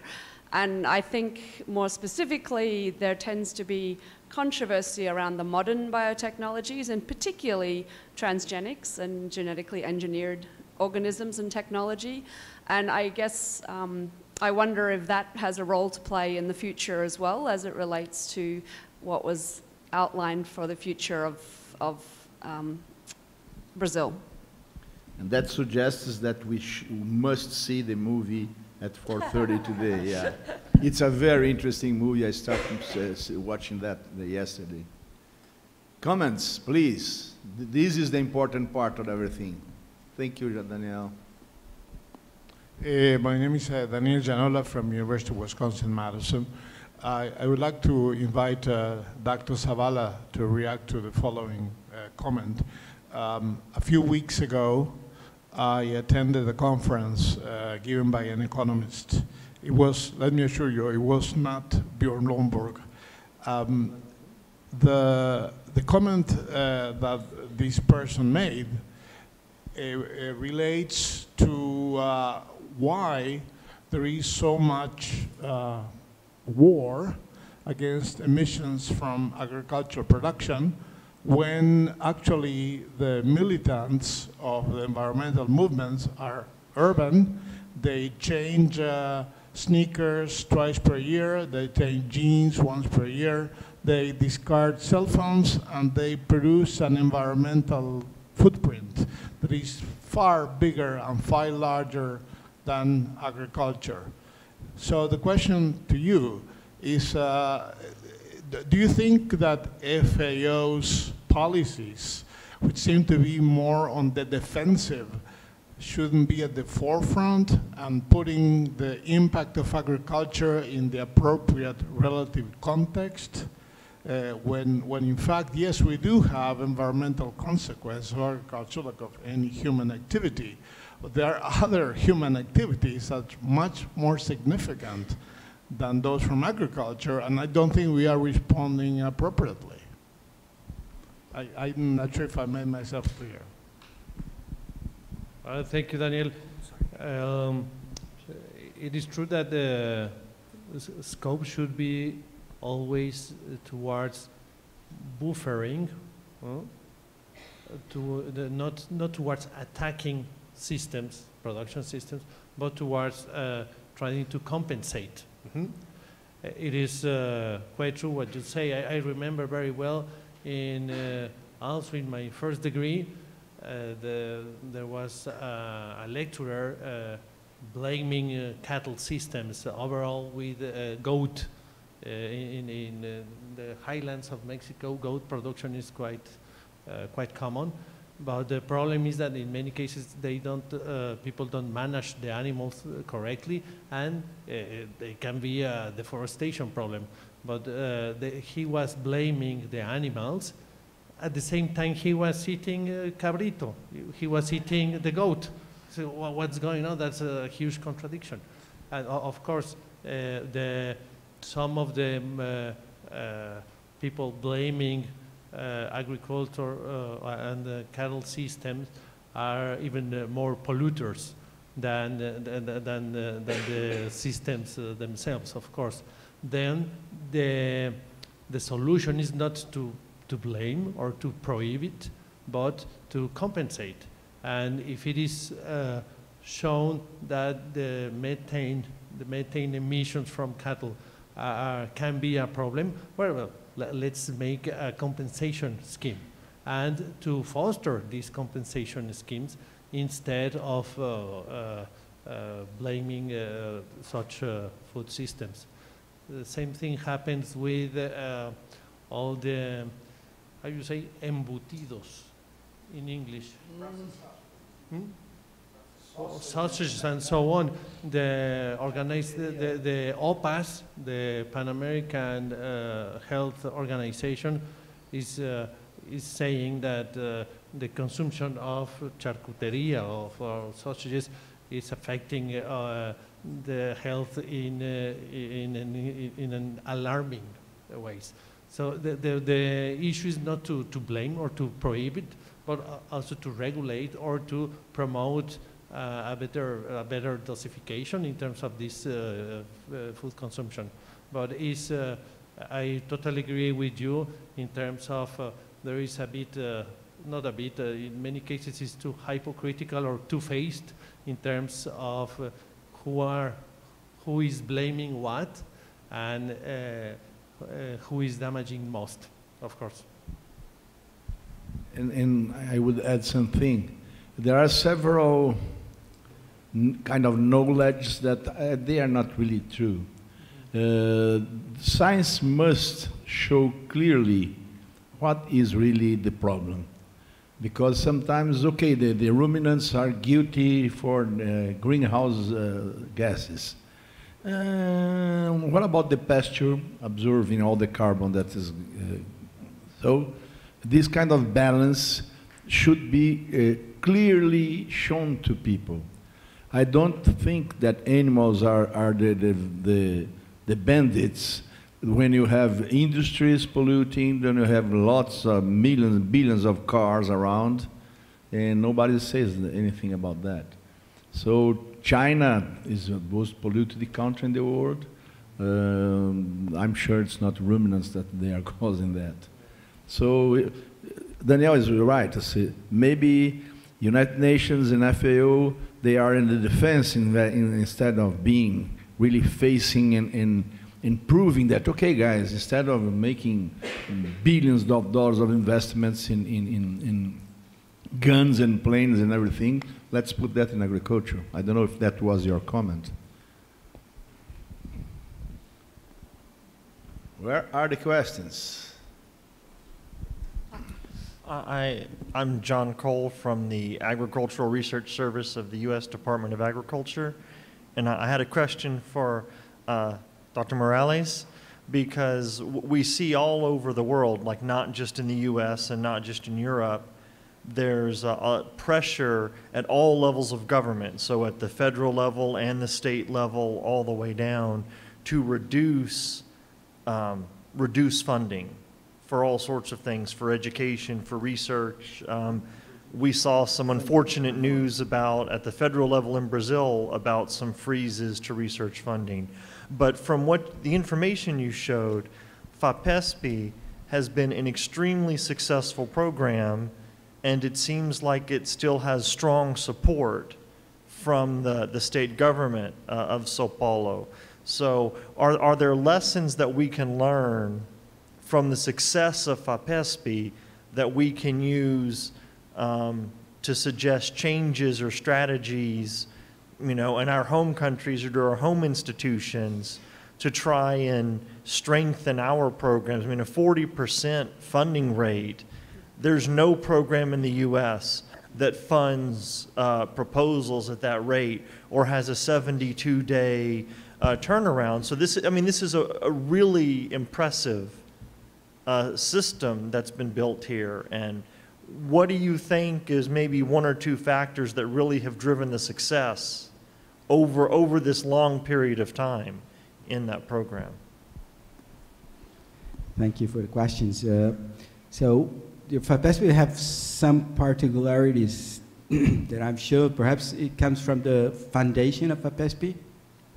What happened, it got this amount of 0.5% of the state income, but also got this endowment that was like about equivalent to 5 to 10 years that the government didn't put the money into to FAPESP, so he put the money in once and put it as an endowment in FAPESP. What is very good, because we are in a country that have lots of variation in terms of economic traits, and actually it really happened since the 60s. Many different sorts of crisis. We changed the money for about 4 or 6 times from that time, from Cruzeiro, Cruzado Novo.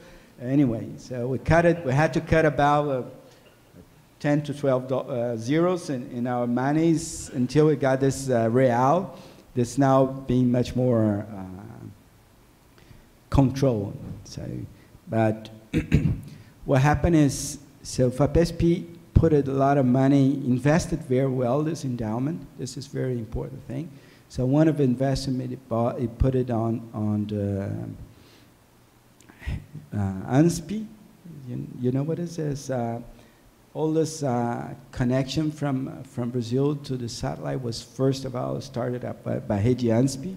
So it's a good investment FAPESP has. It makes the income comes back to financing. And also, the government maintained this 0.5% until 89, and then in 89 it put it another 0.5% of the state income, which was about 1%, and obeys it regularly. What is very important for states in São Paulo. One of the things that FAPESP does, the FAPESP makes lots of marketing, let's say, or science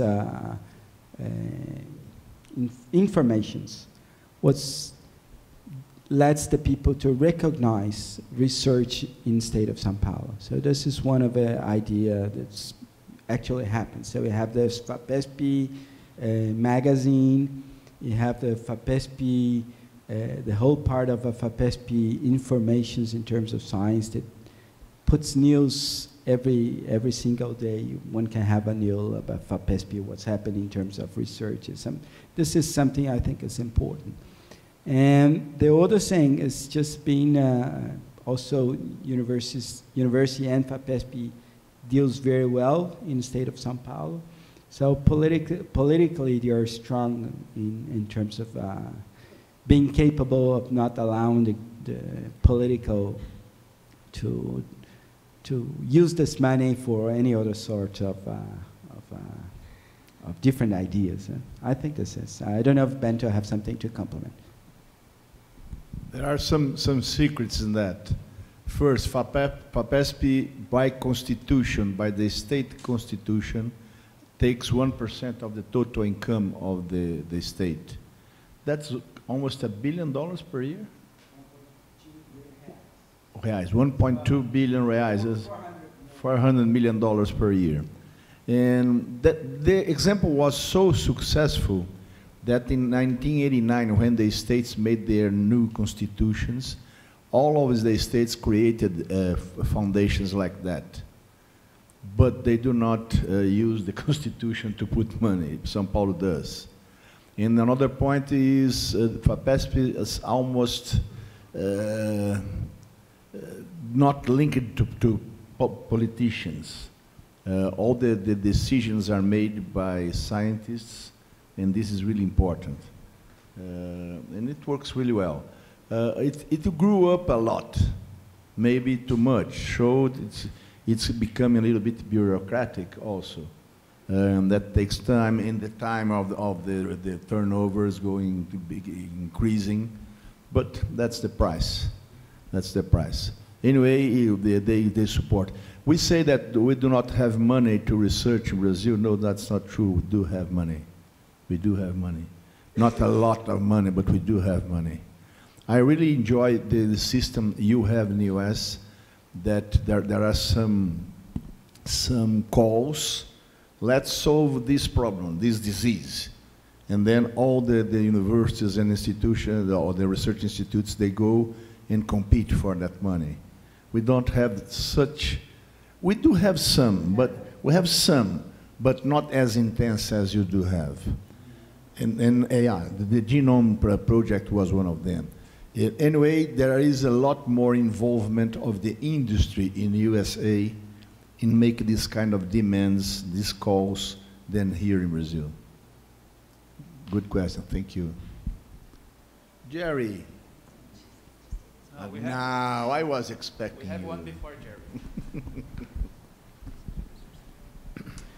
Hi, my name is Clésio. I'm an undergrad student. First, I'd like to thank USP for organizing this event. I would also like to thank Dr. Zavala for being here. Muchas gracias, doctor. And since we are talking about FAPESP, I would like to ask a question to Dr. Meirelles. You showed us that FAPESP is one of the most important agencies regarding research funding here in Brazil, maybe the most important, even considering federal agencies, one of the most important for FAPESP. So I'd like to ask a difficult question, maybe polemic, I guess, I hope not. But it's a major concern for me. Considering the financial crisis that we're going through, how do you see the financial health of FAPESP in the near future, considering the new government policies regarding cut fundings for education and research? So how do you see FAPESP's financial health in the near future? Thank you for the question. It's actually a complicated question, and it continues the answer of the previous questions. Dr. John Cole from Dr. Jacolda. FAPESP deals with part of the financing of research in the state of São Paulo. It's collaborated or cooperated with CNPq and CAPES and FINEP and many other different federal agencies also. So if there's cuts on the federal side, so what happens is it increases the demand on the state side. So this is actually a problem. What FAPESP do, it has a certain amount of money, and it also has lots of rules. They are responsible for maintaining this financing constant for a long period. So for example, what's happening with financing of students. So FAPESP only may be allowed to put 40% of the whole income into payment of students' scholarships. Yeah. So what happens is when it starts increasing the demand, FAPESP needs to put a base on cutting. I mean, how many of them they are approved will be financed. So we have a 40% of financing into project, but it doesn't apply for scholarships, for example. For scholarships, we're now granting 1 out of 5 they've been approved for merit. So that means a 20%. And if there's increased demand because of lack of financing in the government and federal government side, for example, there will certainly be a cut instead of 1 out of 5, 1 out of 6. What is a really complicated issue. So we actually do every month internal evaluation. That means projects are sent to the peers. The peers return with their evaluation. If they're excellent, very good, they come into this discussion meeting where we have to select 1 out of the 5 they're going to be receiving the scholarships.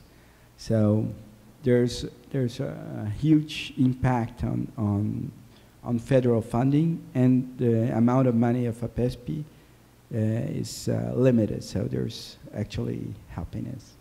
And the good thing on this is that FAPESP allows you to ask for a review. If you're not granted, you can send back your proposal, and there are many cases where we see one project that was not approved in that month because the competition is variable depending on number of proposals that comes every month. So you may apply in a month and don't get your subvention, but you may apply next in a month without too much changes in your curriculum, for example, and even happen to get a grant. So one of the good things of FAPESP, you can reapply it as many times as you want.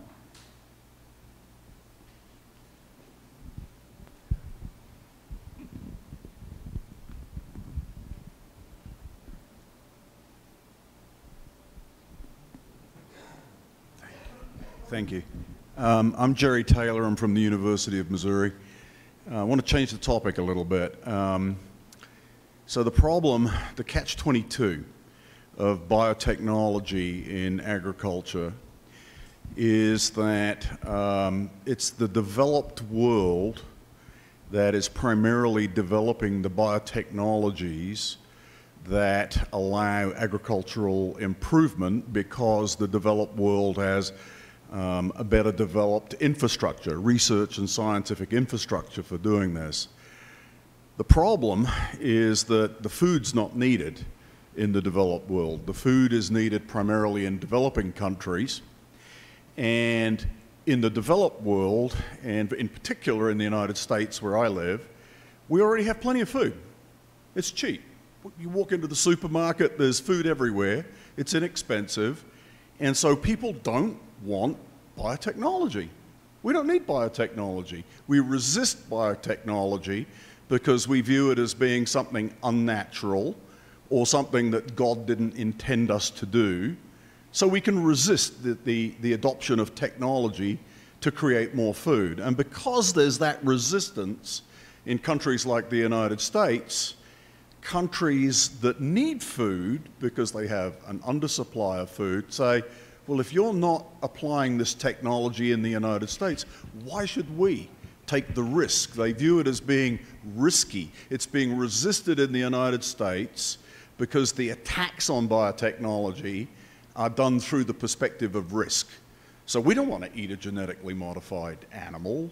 So it's risky, right, to eat a genetically modified animal. So the developing world says, well, if it's risky, why should we do that? So tell me how we solve this problem. The question is to Ben? No.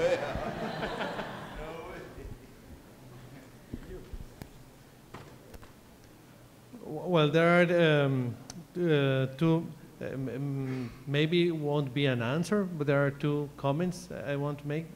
Biotechnology has a lot to do in food quality, not just food. And in the developed world, there are lots of things to do from biotechnology in order to reduce obesity.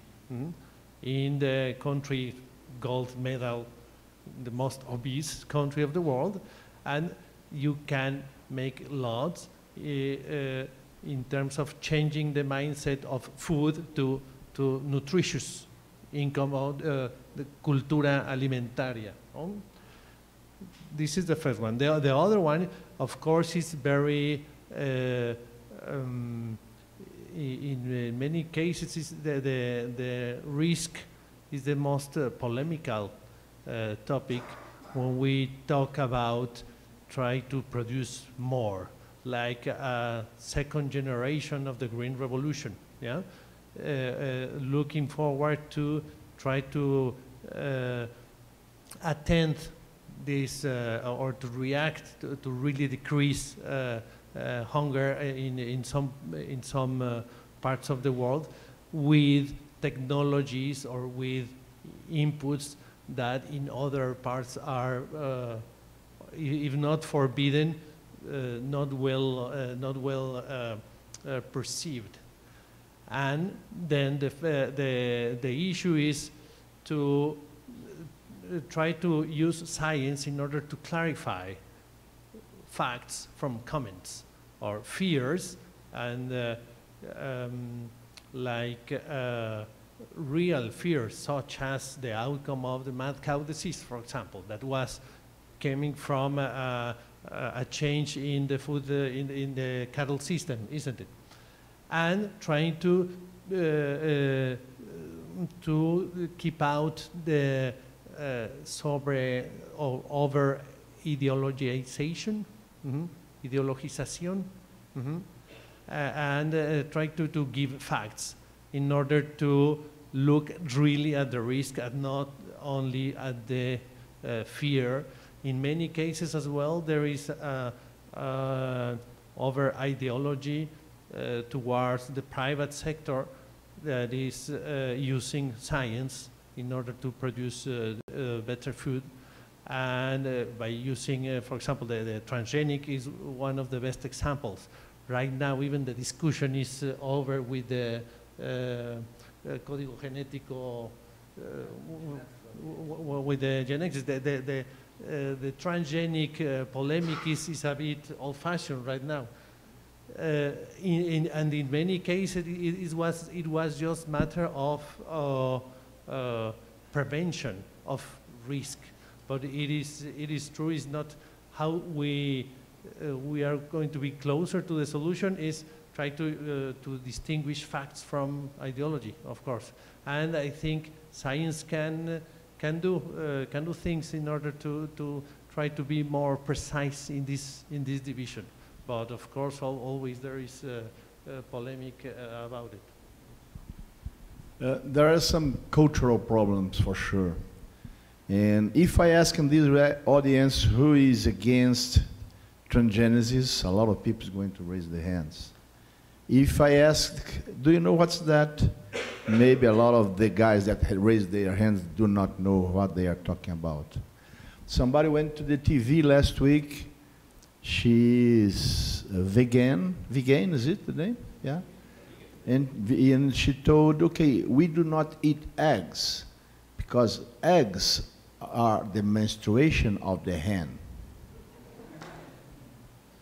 So with this kind of concept, we have to educate our students to educate their students later on, so to know what's that.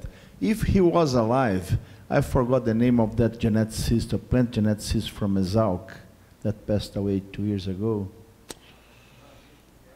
Como? No, not care. The one that was the deal with corn breeding.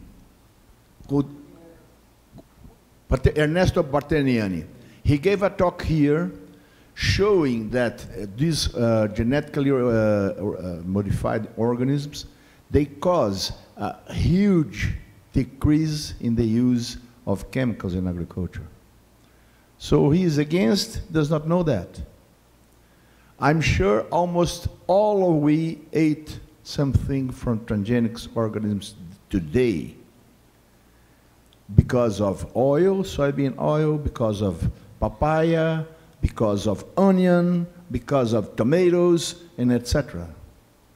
And that's really, really, we have to clarify that. But you are completely right, Jerry. The technology is generated in places where they don't need that. And the guys that do not know what's that, they are afraid of being the tests of that technology. I don't know what's the, maybe you know not much better than me. The cereals today, corn and soybean mainly, I don't know, 85% are transgenic? Maybe that. More than that.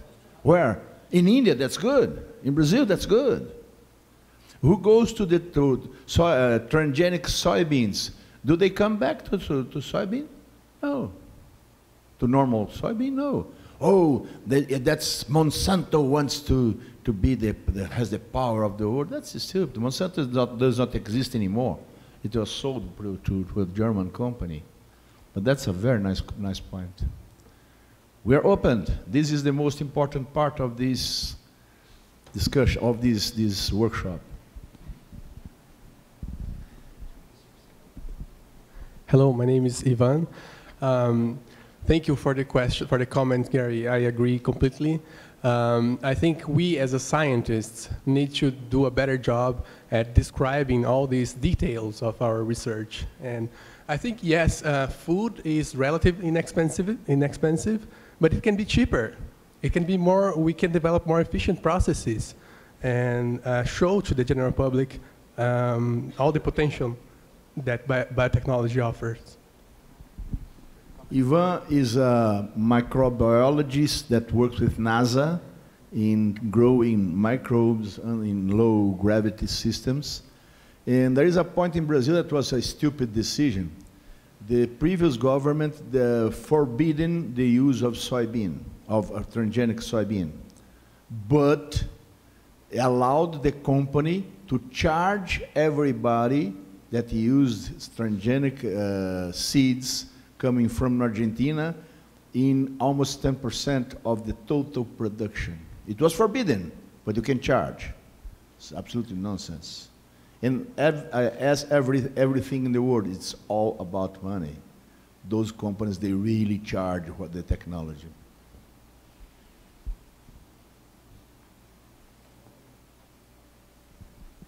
We are still open.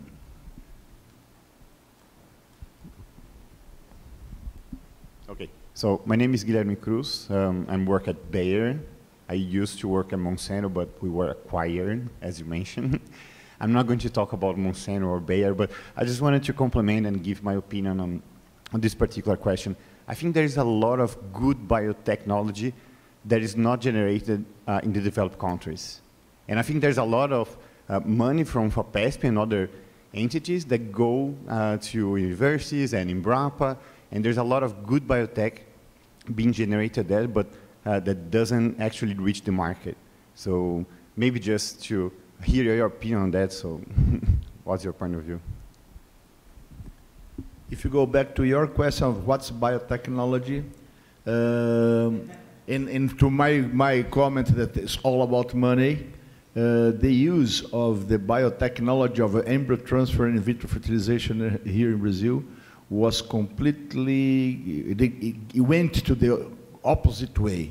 We have two experts here, and we start doing a lot of embryo transfers of high-valued cows. Why they were high-valued? Because they were champions in the shows. Now it's changing a lot, thanks God, but that happened for a long time. And this is a kind of, it is a problem to the technology, because somebody links the low quality of animals transferred to the technology.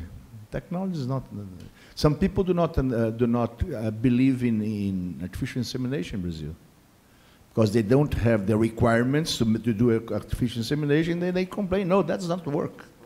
Or they use very bad bulls. Oh, okay, it's not going to work anyway. I guess people becoming hungry and tired. I remembered you that you have, do you want some comment? Yeah. Well, with the reflection you made with Mr. Cruz, it is quite true that we must put an effort in getting closer technology, biotechnology to society in order to unveil these ghosts, and which are very risky. And with the social networks right now, the fake news, bad news are really fastly spread, a lot more fastly spread than before. Then we need to put an effort of putting closer where the science or where the biotechnology is growing at university level, get closer to community. Don't stay in the chapel or in the cathedral of knowledge. We have to be closer to society. Just finally, I would like to say a message for all the students.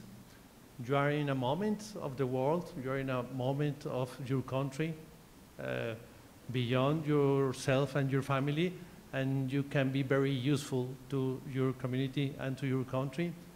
You live in a country which is huge, but also is very unequal. As Latin America, I said to you that there were two diseases, obesity and corruption. The other one is inequality. You have to put, in terms of responsibility of your moment, of the context of the country and the context of the world, in order to reduce inequality, increase food quality in this case, or increase technology in order to be closer to a welfare for everybody in your country, okay, in your patria amada Brazil. Thank you very much. Okay, Coutinho. Professor Coutinho is a professor of genetics and biotech at the agronomy school of the University of São Paulo. It's been a wonderful session. I just want to make a few comments.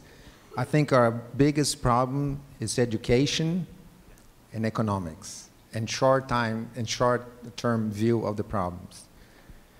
I think people in the developed countries think they don't need biotechnology because they have plenty of food and health, but what they are doing to solve their problems, instead of helping develop other countries, they're building walls. So in the short term, yes, they don't need food, but in the long term, they need huge walls to stop people from developing countries, from poor countries, to come into, because they don't have food, because they're in misery. So this is something that people need to think about a little more long term. So they do need biotechnology. And they do realize that. The public maybe not, but the companies do. An excellent example is Monsanto. Monsanto makes a lot of money without having to grow any plant. They just develop the technology and sell in developing countries to produce. So there's a lot of money to be made, and the companies are doing that. Another problem, going back to education, is that we think we don't need biotechnology, we think we need regulation and things like that, but that's an excellent way that the large companies have developed to protect their market. Like the colleague was talking about, there's a lot of biotechnology being developed in Brazil.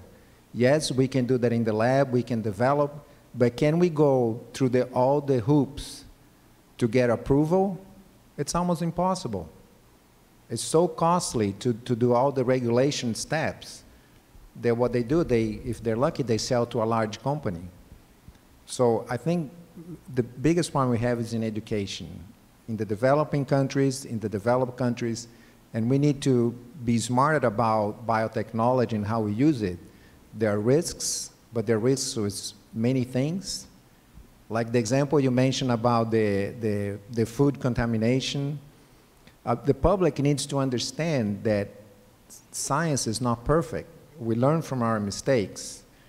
And the only way to learn from the mistakes is to do science. If we stop everything, it's going to be worse. So we are going to make mistakes. We need to acknowledge that. But as we develop the science, we're getting better and better. And we need to continue to do that, and the only way is with education. Just a comment. Thanks. Does anybody want to? Yeah. Yeah, Jerry Taylor again. That's a very nice scientific, rational discussion. And we're a bunch of scientists in this audience, and we believe in rationality. That's not the way the world works, you know. I mean, in the United States, people are not horribly rational. We have a lot of people that don't vaccinate their children. They get diseases and they die. Is that changing? No, it's a perennial problem. We could solve global warming. I think the majority of people now believe that global warming is real. There's still a lot of people that don't believe it, but there's a majority that believe it. We could solve it by stop driving. So if everybody reduced their energy consumption by 50%, in particular in places like America where we're energy hogs, we could make a huge impact on greenhouse gas emissions by just reducing our energy consumption. What does that require? That requires the will to do it. Do you think anybody in America has the will to reduce their quality of living by reducing their energy consumption? No, absolutely not. So I actually feel very pessimistic about all of these issues because I just don't think that the population as a general entity is terribly rational. They don't seem to, and in fact it seems to be becoming worse, particularly in Europe and the United States, where I think historically science policy has been scientifically driven for a long time, but under more recent administrations, such as Trump, and we were talking about walls, so under people like Trump, there is much less interest in listening to science and trusting science and believing scientists and using scientific input to drive policy. So I think things are going to get worse. I don't think that global hunger can be solved in the next 30 or 40 years when it needs to be solved through education. I think there's way too much resistance and there's not enough will to do it. So I think we're going to have crises. I think we're going to have calamities. I think we're going to have wars, and I think we're going to have pestilences. Just as you look back over the last 10,000 years of human history, that's how these issues have resolved themselves. Sorry, I'm pessimistic. Comments? Guys, I'm very happy with this roundtable. Thank you for all the questions and comments. They really added, and that was the goal of this workshop. Thank you very much for that. Now we are going to have a break for lunch. Remember that you have, I'm now going to speak in Portuguese.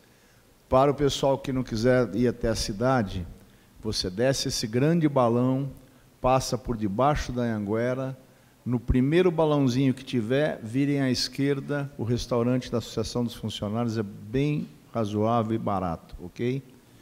Por favor, façam suas reservas para o churrasco de hoje, que vai ser um churrasco muito bom. A gente teve uma contribuição muito importante do Friboi, que nos deu uma parte da carne, o resto a gente comprou.